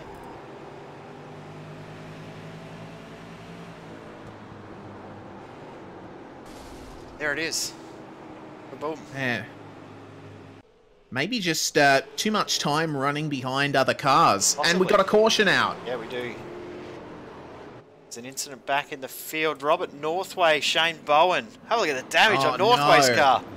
That's going to deserve another replay as well. Plenty of smoke coming up around the circuit. So these guys were having a really good run up in the top 10. They were the 2 biggest movers in the field. Yeah, both they certainly were. Up 8 and 7 positions. So what's happened here between these two? Ran very low and maybe a coming together with D. Palmer. Not quite sure. They're both running rather low and oh yes. Oh goodness me. So Robert Northway thought that he was okay to come up, but Palmer was just still there. Another look on board with Shane Bowen. So Bowen's going to have to do it all again. He was up 8 positions. And yeah, as you said, he probably just thought he was clear, but not quite enough room to get through. Quite a few drivers coming into the pits to get some fresh tyres. We're almost 1/4 race distance. Yes, as Bowen comes into the pits, and that was, I think that was what Northway's problem was that he fell victim to the fact that the outside line is faster on the exit here. You could see that Palmer had that really good run, so Northway's spotter obviously told him that he was clear coming up to the exit of the corner, but then Palmer just came back on him at the last second. interesting that Northway has not opted to use his spare car despite being upside down, so he's going to come back into the pits for a second time, maybe to get a little bit more damage fixed. Yeah, and you got to be wary here at Bristol that... Oh no, that's no good. What's going to happen here? That's very odd. Maybe he's making some more adjustments on the fly, hardware issues, not quite sure what's going on with Robert Northway there. He's avoided the pits. Shane Bowen as well going very slow on the apron. What's going on with these guys? I think a few guys have been caught out by the actual pace of the race and probably thought there might have been a few extra cautions. And of course, that may have caught Dane Burns out, running too much tape on the grill and overheated the car too much. So he is well and truly out of the race now. Already 5 laps down, considering how quickly the race pace is as we start lap 25. Predictometer says we've only got 20 minutes of racing left. Goodness me. Well, a couple more cautions ought to push that number out a fair bit, but a quarter race distance we are just about coming up on when Jason Martin crosses the line here. Of course, me being me, I didn't realise they were on the back stretch once again. This is such a confusing circuit. It is very, very similar, and if you do get into a real groove, you don't even notice the difference between the front and back straight. There's not much that is different between the two. There's a couple of minor cosmetic differences, but when you're in a real race field, you don't even notice the difference between the two corners. They feel very, very similar. They do have their own slight personalities, but there's not a huge difference between turn 1 and 2 and between 3 and 4. Well, that's part of the challenge, though, because it's those tiny little differences that can be the difference between staying out on track, being fast, and getting into the wall and ruining your race. Yeah, exactly right. If you don't know how to adapt between the two as well, and know that you can make moves through one and not through the other, it's really tough for guys that are a little bit more inexperienced to get used to the differences, and you can see the experienced guys are doing very, very well. Martin, have a look at that restart once again. Brilliant. Yep, excellent stuff there. But Skurlock has managed to stay with him very nicely, and Will Leslie, have a look at the run that he had up the inside. You see John King really starting to pressure him as well. So this is going to be one of the hardest fought races that we've seen in the majors so far. Dean Mole versus Ray Partridge. Oh, car around. Oh, no. And that's instantly another caution. Oh, that's, Tracy. That's very unfortunate. Was there contact that caused that? I saw in the background of the shot, Tracy going around, and was there contact there with Kaiser? Yes. Yeah, a little bit of contact there between he and Kaiser. Of course, Kaiser's the first car that did pit under that last caution, so trying to make his way back through the field on fresh tyres, and fortunate incident there for Casey. Great news coming out of this caution, though. Have a look who's back out on track.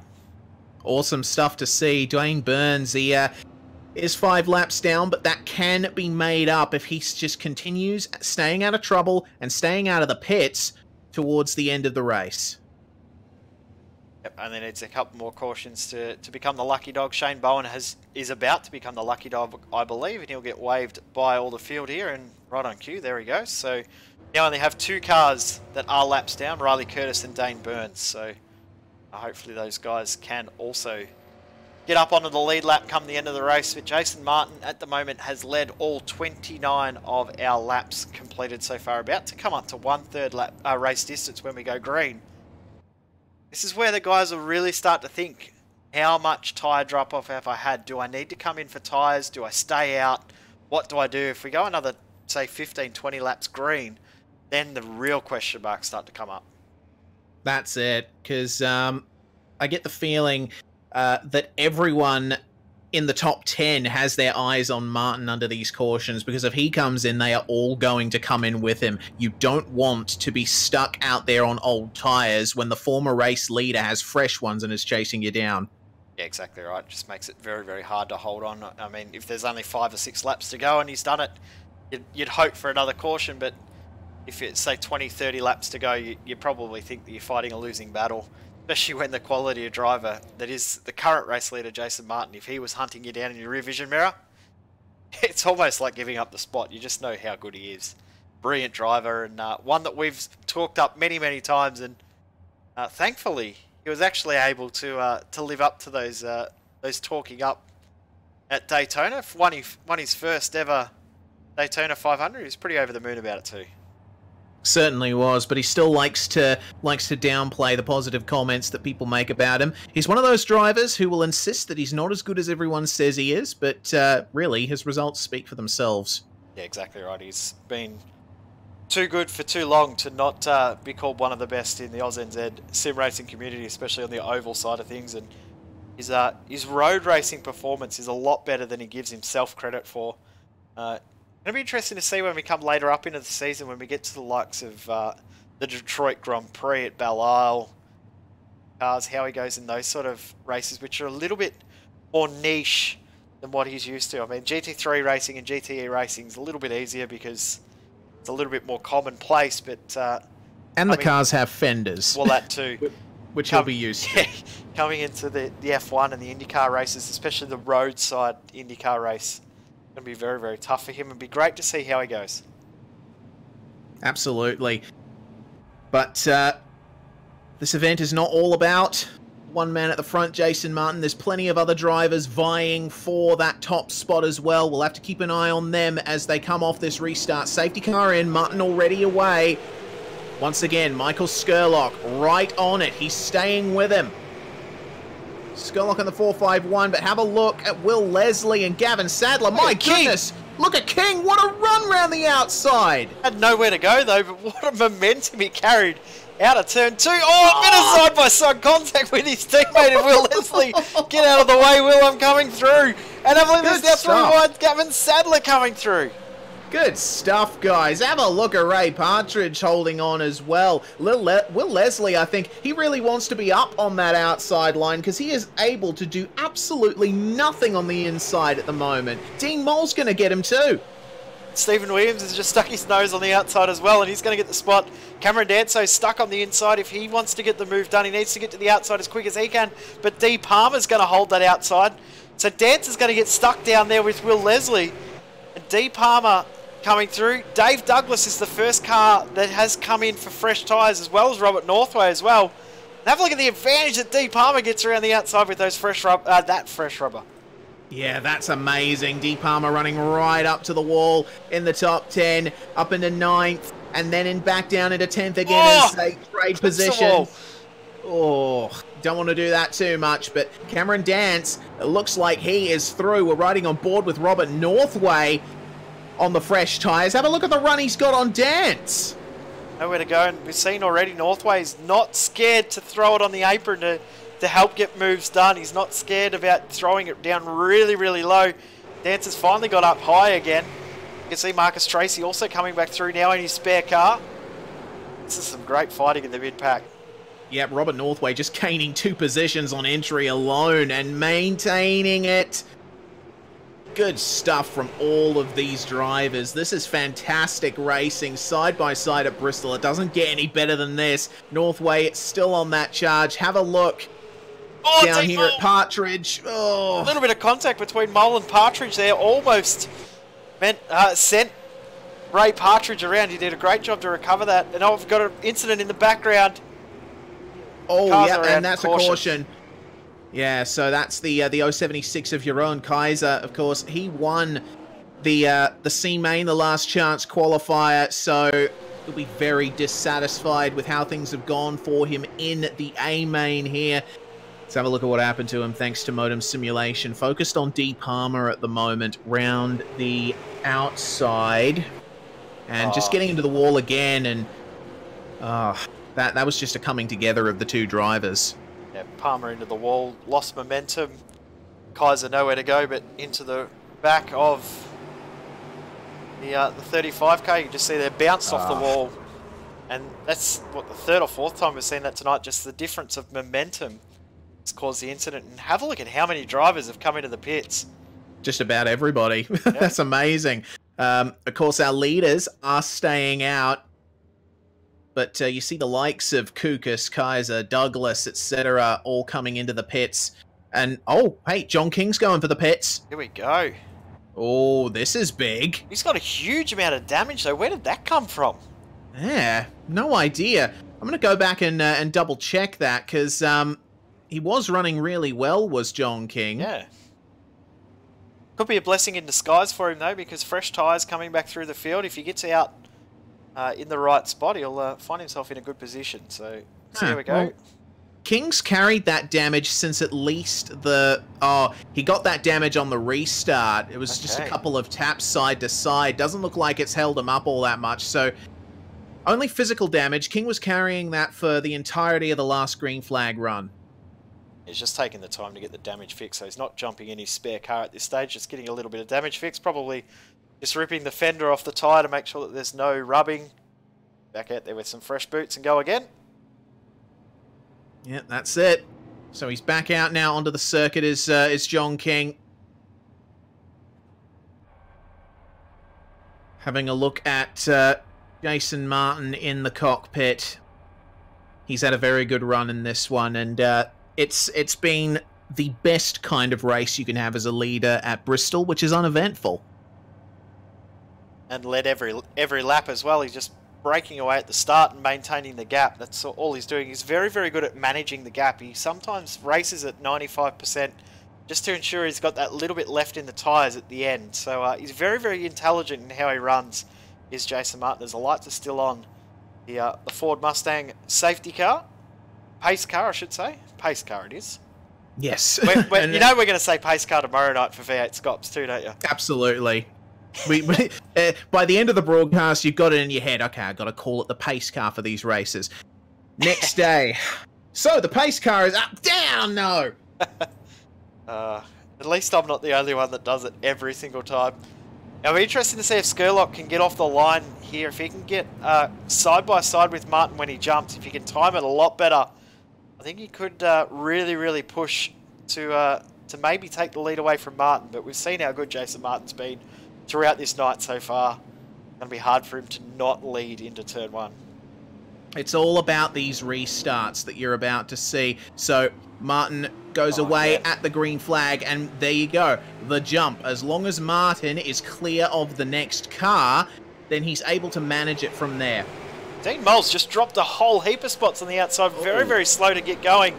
And we're nearly 3 wide. Mole, Dance, Northway all getting in side by side. Cameron Dance through on the inside. So the inside line at the restart is looking very strong.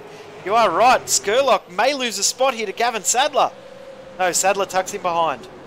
Yeah, but have a look at the 88 there of Ray Partridge up into 4th place, and he is looking very pacey at the moment versus these guys. Partridge has new tyres, doesn't he?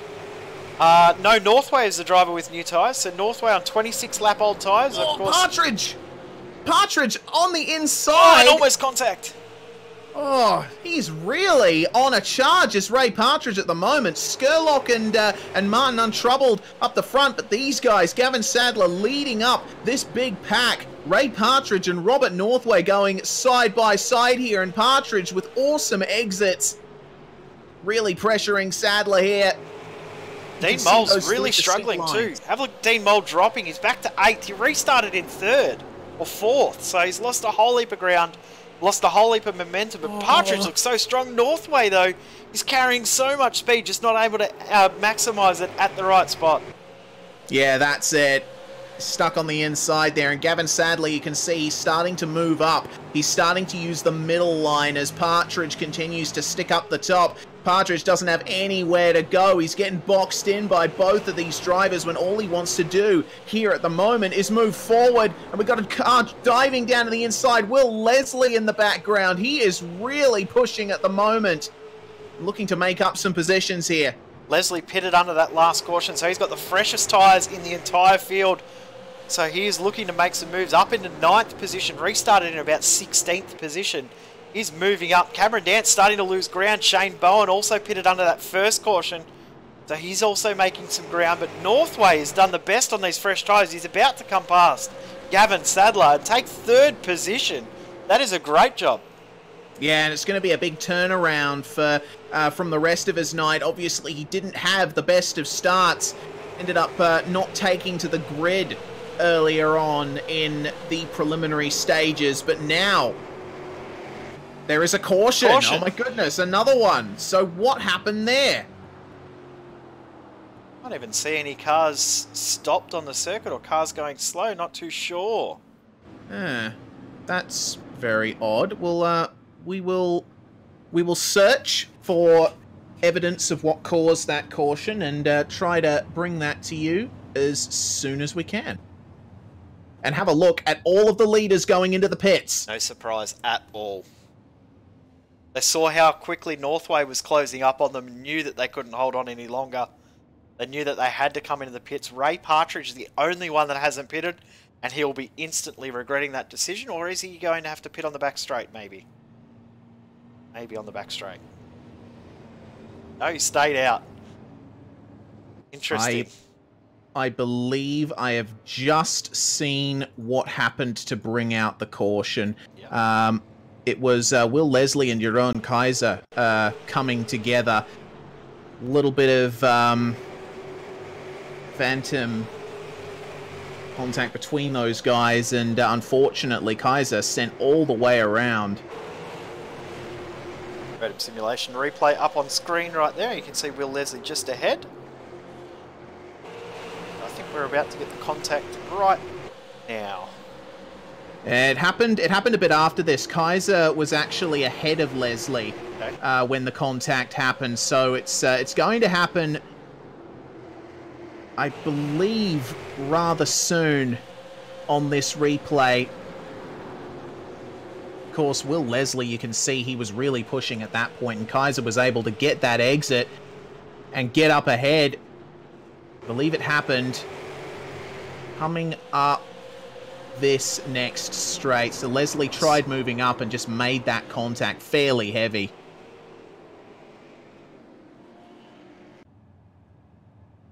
So there we go. That's what brought out the caution. It's unfortunate because both of the drivers were able to more or less keep it going. Oh no! What happened there? Back in for a second stop. This is surprising. Why has he come back in for another stop? Oh, let's have a look at what he gets serviced. Did he not take tyres? I'm sure he's taken tyres. He's a very, very intelligent driver, so he knows what he's doing. Well, he's just taking left sides.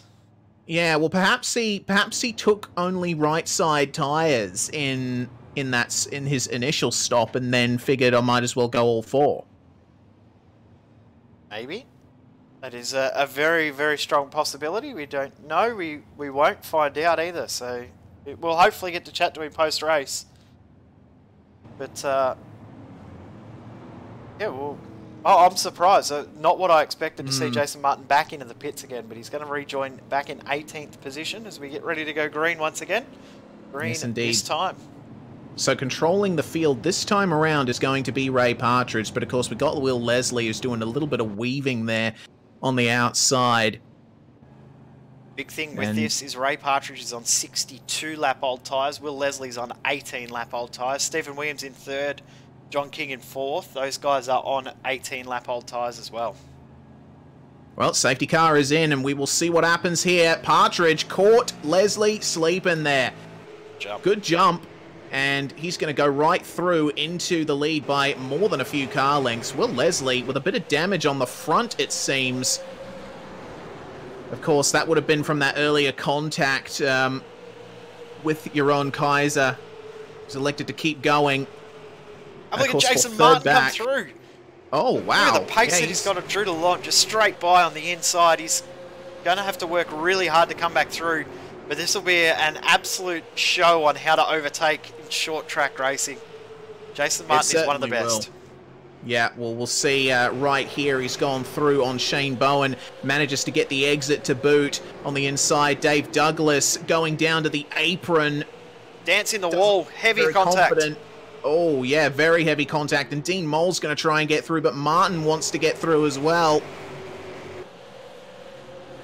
Dance versus Tracy. Oh, careful, guys. Coming very close to making contact there. Jason Martin in a little bit of trouble. He's not making as many moves as he would probably like.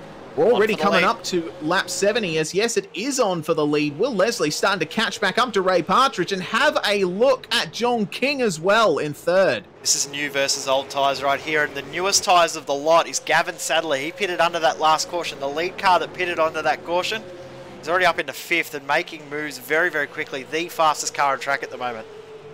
Yeah, certainly, and he's using that lower line that he's been working on all night to his advantage. You see he's managing to just try and stay with these guys, but he will have to make the move and make it stick in the entry to mid-phase of the corner in order to make up those positions. Big battle behind Jeroen Kaiser and Robert Northway. Northway was very hard close at the moment. Northway nearly gave Kaiser a big bump through turns 1 and 2 there. So, there's the car I around. hear that. Yep, and that... Well, they're on the apron, so there's no caution yet.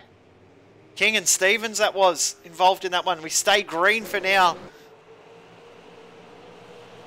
Try and get a replay when we can. All the way back. That's a real shame for those guys. And after all that, there is a caution. Yep. Got another incident. Scott Kukas on the inside. Gavin Sadler also involved in that secondary incident. We'll get the first incident up on screen first between King and Stephen Williams. All right, so here we go. Let's have a look at what happened to these guys. So, Williams getting a good run there on King, and I think it's on the next lap. yeah, they were traveling very closely, and King, oh, there we go. I think that's what started it. Will Leslie backing into King a little bit, and a little bit of a bump. That's all it took. Oh, and Sadler was an innocent victim there. Just got the nose chopped off. And that there has caused heaps and heaps and heaps of damage to Gavin Sadler's car, and that's what's caused the secondary incident that's brought out the caution. Sadler just not quite able to control the car as well as he would like. A little bit of contact with Kukas, and then Dance also gave a little bit of a tap too. I don't think there was any malice in that one at all, but wow.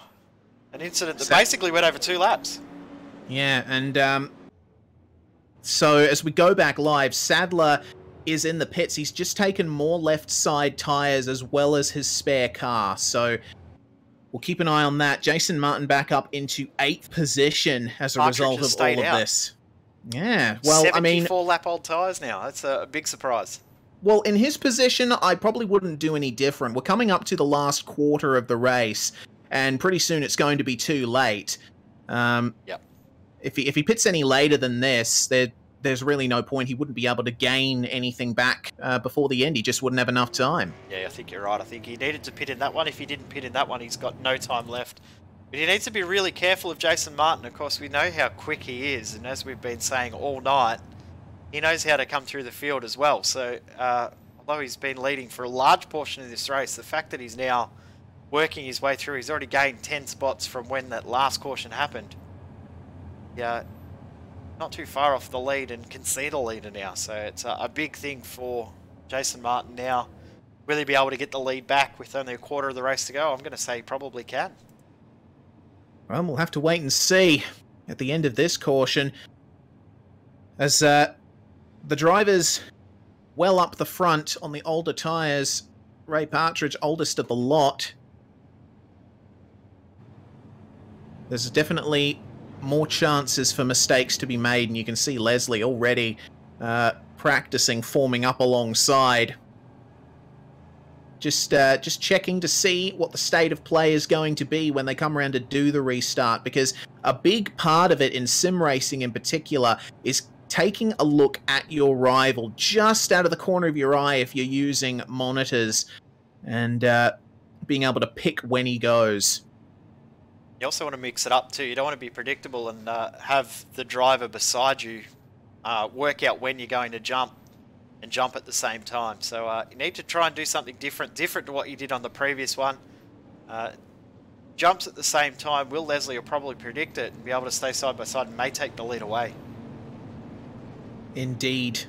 We got to remember Leslie's on fresher tyres and he is on the outside, so that's 2 advantages there. And he's continuing to weave. I don't really see the point. All that's doing at the moment is taking tread off those tyres. They can very easily get up to pressure within a couple of laps. Oh, good jump. Oh, yeah, very nice. Leslie was caught sleeping absolutely there. He's actually in trouble from behind. Oh, no, already. They didn't even go a quarter of a lap before that incident. It's just gotten worse. Oh, my goodness. Jeroen Kaiser, he has had an absolute horror of a race in this A-main. And a horror night, full stop. Just got through in the C-main, pick up the win, and it's the restart here. As you said, Will Leslie caught sleeping and just checked up the rest of the field. A little bit of contact between D. Palmer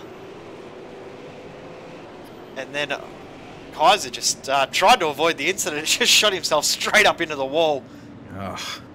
Yeah, I think he was trying to make sure that he didn't get anyone else involved and probably made it worse than it needed to be. But we are back under the control of the pace car. Kaiser into the pits. Jason Martin did get through and he's gained 2 spots.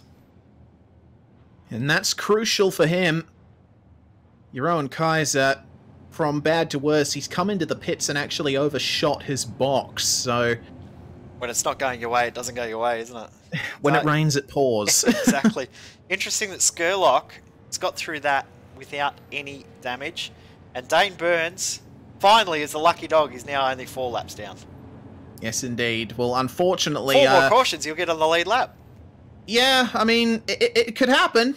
It can definitely happen. Hopefully not. Hopefully we stay green to the end. And the other bad news is Kaiser's already used his spare car, so who could potentially be our first DNF in this one?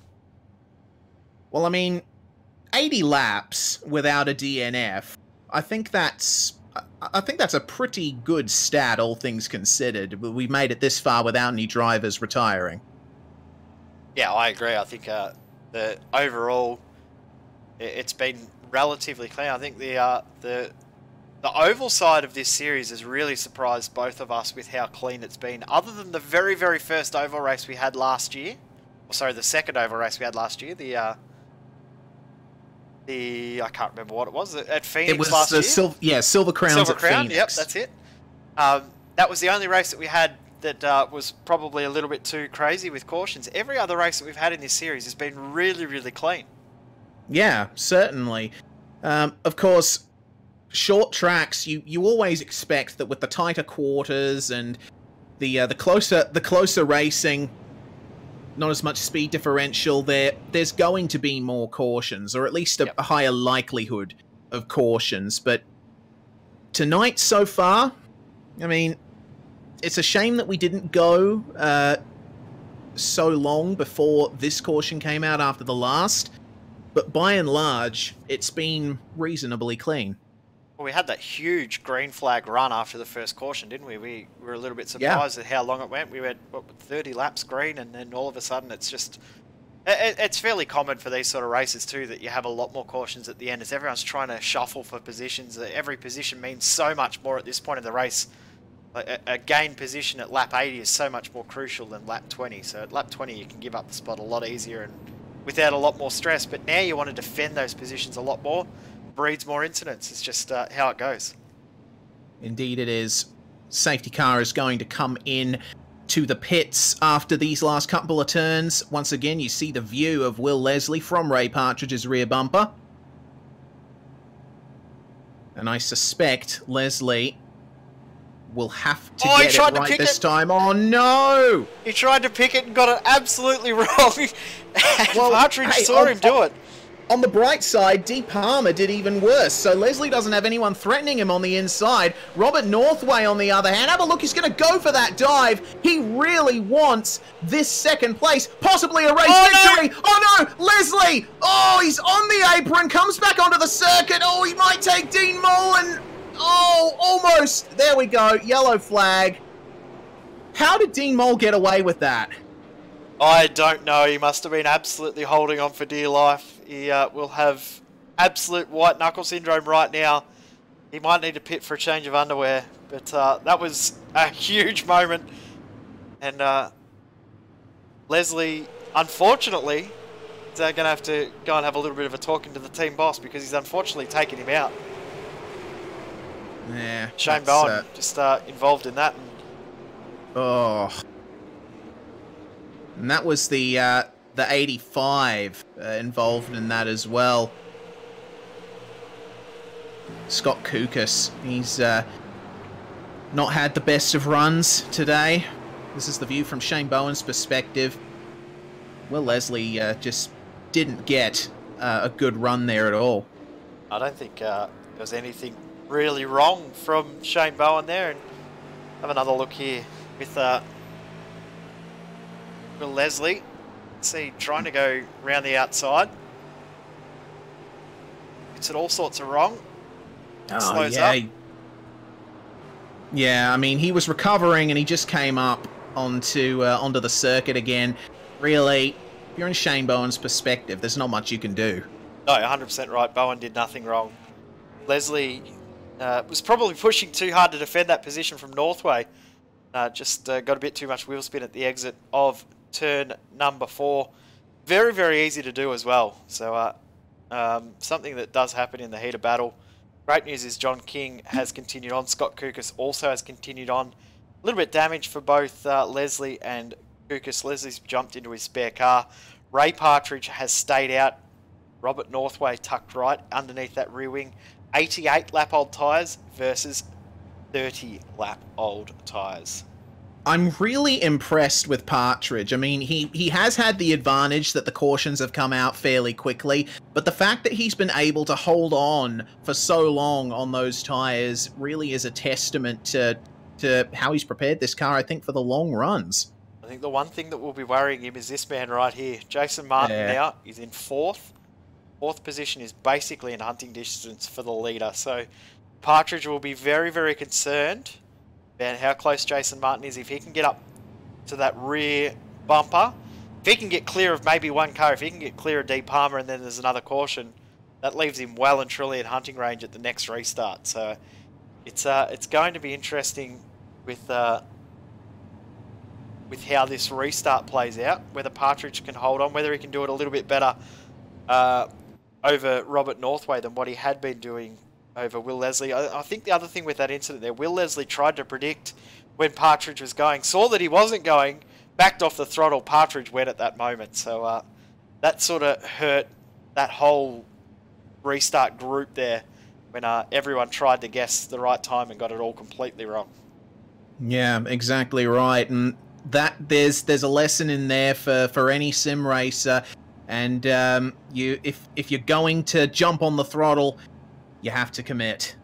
Yep. I think the other thing with that too is sometimes you're best to not anticipate and just go when the leader goes. That's it. Sometimes make the whole situation a lot worse when you anticipate. See how we go this time. 10 laps of green flag running to go, hopefully. All right, let's see what Ray Partridge does. Another good jump, very smooth on the throttle, but Northway's managed to stay with him, and Martin is ahead of Palmer. That is very crucial. So Martin's going to get himself up to speed here, and Northway going for the move on the inside. Partridge holding on. Not getting far enough ahead, though. Northway with the advantage on tyres, and a caution once again. Partridge remaining in the lead. Gavin Sadler around in the background, so interesting that Jason Martin is going to be right underneath the rear wing of Ray Partridge at this restart. Oh, this is going to be a great finish. And this will be the last restart as well. Yeah, definitely will be. I mean, if a caution comes out after the green flag period here, then the race is just going to finish under caution. Oh, Sadler really didn't get lucky there. No, bit of contact between he and Dean Mole. Need another look at that one, because that was a strange incident there. Dean Mole was trying to come around the outside, finally got through on Gavin Sadler, because Sadler was a little bit checked up. And, yes, I'm going to say that Sadler got told he was clear, and then as soon as he went to move up with that clear signal, he wasn't clear anymore. Yeah, I mean, again, that's an aspect of racing at Bristol that you need to be careful of. If there's a car that is on using the outside line, you have to anticipate that they will be alongside you at exit. Going to have 3 laps to go when we go green, race. So hopefully we stay green to the end. Of course, if we get to the last lap, if we get the white flag, then we will get the checkered regardless of what happens in the rest of the field. So hopefully we continue on. Great news is Dane Burns is now only 2 laps down. Kaiser has got back out on track. He has stayed on the lead lap somehow, even though he had all that damage. So that's great to see. Really disappointed for Burns, but at the moment we're going to have 20 finishes in this race. Yeah, I mean, how amazing is that? After the retirements that we saw in the preliminary heats and the C main, to see all 20 cars in this race still running is amazing. Best thing about this is at the moment, Ray Partridge has done everything right in this race. Got to hold on for 5 more laps. Be hoping that the caution gets delayed, so he's got an extra lap under caution. He's done a great job defending that position. Every time he's been pressured, he's done absolutely enough to hold on. That's all he has to do at the moment, is hold on. We're going to have 2 to green. So that means we're going to have 3 laps to go when we go green. Partridge may be able to hold on here. It's going to be very, very close between Partridge, Northway and Martin. The thing that Partridge has to make sure he does is stick to the outside. If he goes too far down, then he's not going to be able to get the momentum he needs to maintain those positions. He needs to make sure that his rivals have to go through underneath him. Yeah, 100%. He needs to make sure he's high, but not too high as well. He wants to sort of be in that middle groove. Not enough room to go around the outside. Force the cars on the inside. Going to be a really, really interesting restart. This is going to be the most crucial restart of the race. I mean, that's obvious with only 4 laps to go. But if Partridge can get away and maintain a little bit of a gap, that's race over. It's all over. And Partridge will hold on for the win. If he doesn't get away from Northway and Martin, of course, Martin, the fastest car on track, freshest tyres in the field, going to be really, really interesting. Spicy restart. I don't know who to predict. This is going to be incredibly close. Cannot wait. Yeah, I can't wait either. So we will only have 3 to go when they cross the line this time by. The safety car will dip down into the pits for what we hope is the final time right now. And Ray Partridge instantly... That is exactly what Ray Partridge needed to do. He's a few car lengths clear of Robert Northway, who is covering Jason Martin. Martin can't do anything there. He's going to have to wait. Northway going straight for the inside. Caution. And the yellow's out again. Partridge has it. Partridge will win the race. Got it. Well done. My goodness. Yo. He did absolutely what was required, did Ray. He'll already be fist-pumping in joy in that cockpit. What a drive from Ray Partridge. And what a perfect restart. Oh, this is messy in the background, isn't it? It's Cameron dances around, and then there's a secondary incident here between John King and Riley Curtis. So, the 815 of Riley Curtis is still on his roof in the middle of turns 3 and 4. Oh. Hasn't got anything to lose by getting it back on his wheels, has he? Getting it back to the pits. But well done, Ray Partridge. What a deserved win. The only car in the pits to go without pitting.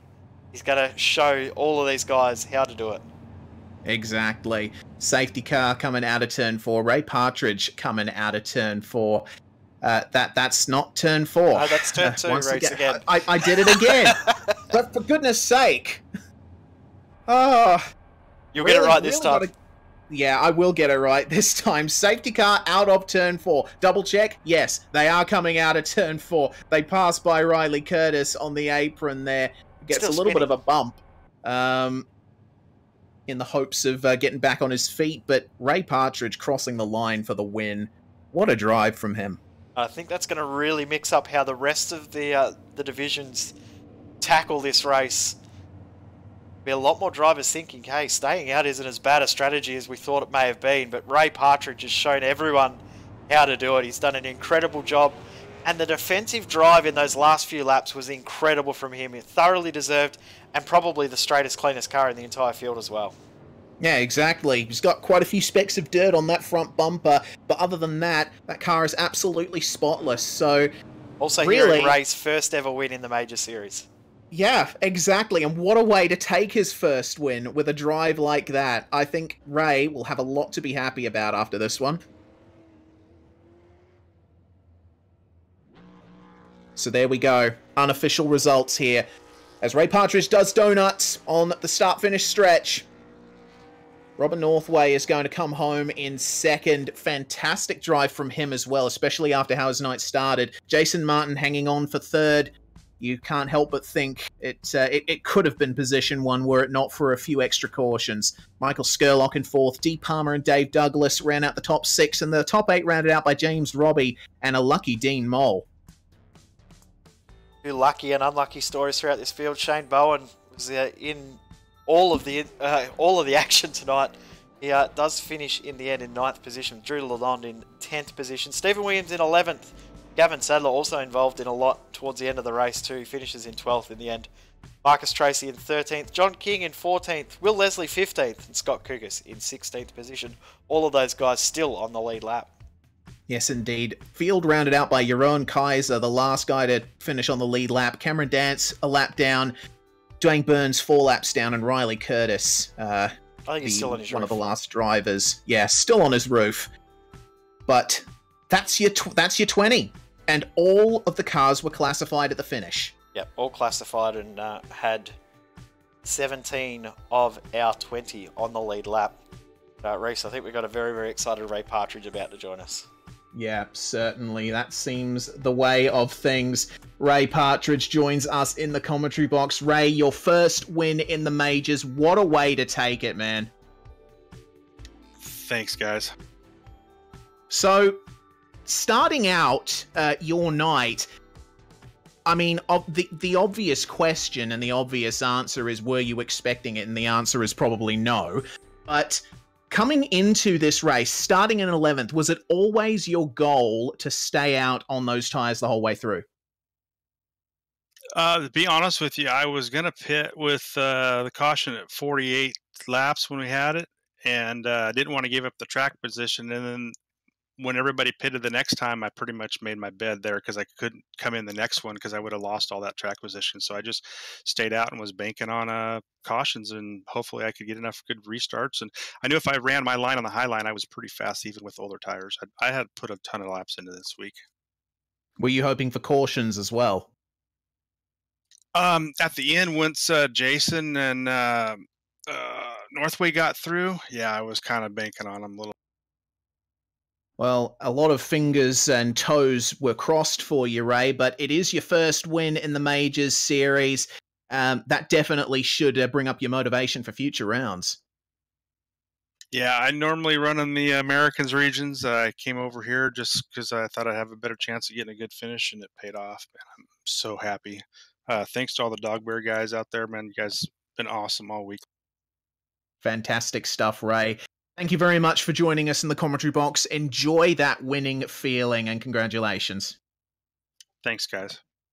Ray Partridge, your race winner. We'll bring in our other two podium sitters here. First off, we'll talk to Robert Northway. Robert, after the way your night started, this must be a fantastic way to end it. Oh, I was just happy to make the A main after having my issues in the heat.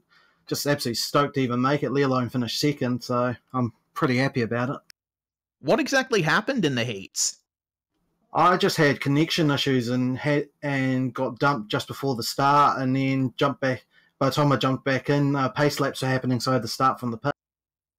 So from that point forward, particularly in the A main, your goal was just eyes forward and try and stay out of trouble? Actually, it was just eyes forward, but it was more like max attack, just do everything I can to get my way to the front. I left nothing on the table in those few laps, and all the laps that were actually. Well, Ray Partridge, our race winner, was really thankful that there were cautions at the end of the race to protect him, but you must have been ruining those cautions. Oh, I just wanted to get through 3 and 4 that lap, and then I was gonna send it Mark Marquez styles into turn 1 and 2 that very next lap. So I was a bit gutted; it didn't even last another half lap. Well, regardless, a second place from a 17th place start in the A main is certainly a good way to end your night, Robert, and it's going to help your championship points as well. Oh, definitely, it should put me back in second, I'd say. Thank Well, thank you very much for joining us, Robert Northway, and a big congratulations to you and the rest of your teammates on tonight. Now we'll go to Jason Martin, third place. Jason, obviously leading the vast majority of the A main to finish third. Probably a little disappointed, but you still got a lot to take away from this one. Yeah, not happy with myself. I made a stupid call to pit, and then when I pitted, I thought I only took right side tyres, so then I went and pitted again to put lefts on, but I'd already put 4 tyres on in my first stop. Oh, so that's the reason why we saw you come into the pits twice, and you mistakenly thought that you hadn't taken 4 tyres? Yeah, I thought I was only supposed to take rights, but I must have took 4 when I thought I was only going to take 2. Oh, that's a real shame. Nonetheless, you were able to stay out of trouble through the last half of that race. There was a little bit of carnage here and there, wasn't there? Yeah, I was really hoping it would stay green. All them yellows were no good for me after I pitted. Yeah, certainly. But nonetheless, a third place finish is nothing to sneeze at. Yeah, got to be happy to get a podium when I've never driven this car in a race before. Yeah, certainly. Well, before we let you go, Jason, is there anyone you'd like to give a shout out to? I've got to thank New Zealand Auto Super Shops for sponsoring the team. And, of course, SimSpeed for the broadcast. Well, that's your podium there, Jay. That was quite the event. That was an incredible night of racing. We love our oval racing here. We don't get to broadcast it enough here on SimSpeed, and we look forward to every oval race we have in the major series. The next one, though, will be the biggest one for the entire major series. The next oval race we have is the Indy 500. Yeah, certainly. And all the drivers, including the ones that we've spoken to, will be absolutely raring to go for that one. Indy cars around Indianapolis Speedway, one of the oldest continuously running motor races in history. Doesn't really get much better than that. 100%. The race that we had last year went right down to the wire in the final lap. It was an incredible night of racing, and cannot wait for that to come around again this year. It's going to be an incredible night. Bring it on. So it won't be far away, and we'll be going there again. But of course, the next race in the majors, we head to the Nürburgring. Different format for us as well, because we have the Predator format, which is something we haven't done before. Of course, there has been before in the majors series, but not one that we've broadcast. No, certainly, and I will have to brush up on exactly what the specifics of that format is, because definitely sounds like an interesting one. I'm looking forward to it. Yeah, it'll be really, really cool. 3 different classes of cars, all start at different times. Basically, the slowest cars go first, the fastest cars go last, and then they'll all hopefully get to the line at the same time at the end. That's going to be an awesome night of racing, so make sure to tune in for the next round of the Majors series when that comes around. But this weekend, we've still got a bit to go here on SimSpeed, because we'll be broadcasting the Virtual Racing School V8 Supercar Online Premier Series tomorrow, Jay, round 3 from Oran Park. Yep, cannot wait for that. Oran Park always turns on an awesome show. Some incredible racing, so looking forward to that. Of course, later tonight here as well, our friends at RaceBot will have the Virtual Racing School GT Pro Series. The first time the Pro Series has gone to the GTE cars. The field is so stacked. It's going to be an incredible night of racing. 6 hours of Spa. What better track could you have for an endurance race? Absolutely. It's going to be an awesome night for sure, and an awesome weekend of sim racing. We hope that everyone watching had fun having a look at this fantastic racing in the Majors series, and make sure to check out the iRacing Esports Network throughout the weekend, because the fun does not stop. Big thanks to Mike Ollett and the administration team of the Majors for setting this one up, and we will see you in the next one. We have been SimSpeed TV, myself, Reese Gardner, and Jay Kennedy, streaming and directing as per usual. Hope you have a good one. We will see you all next time.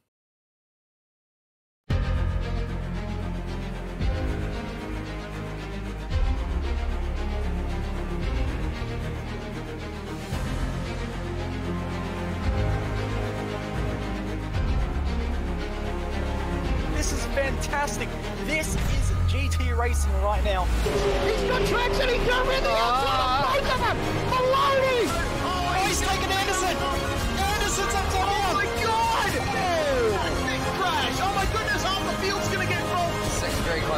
guys are going to want to make their way through the field very quickly.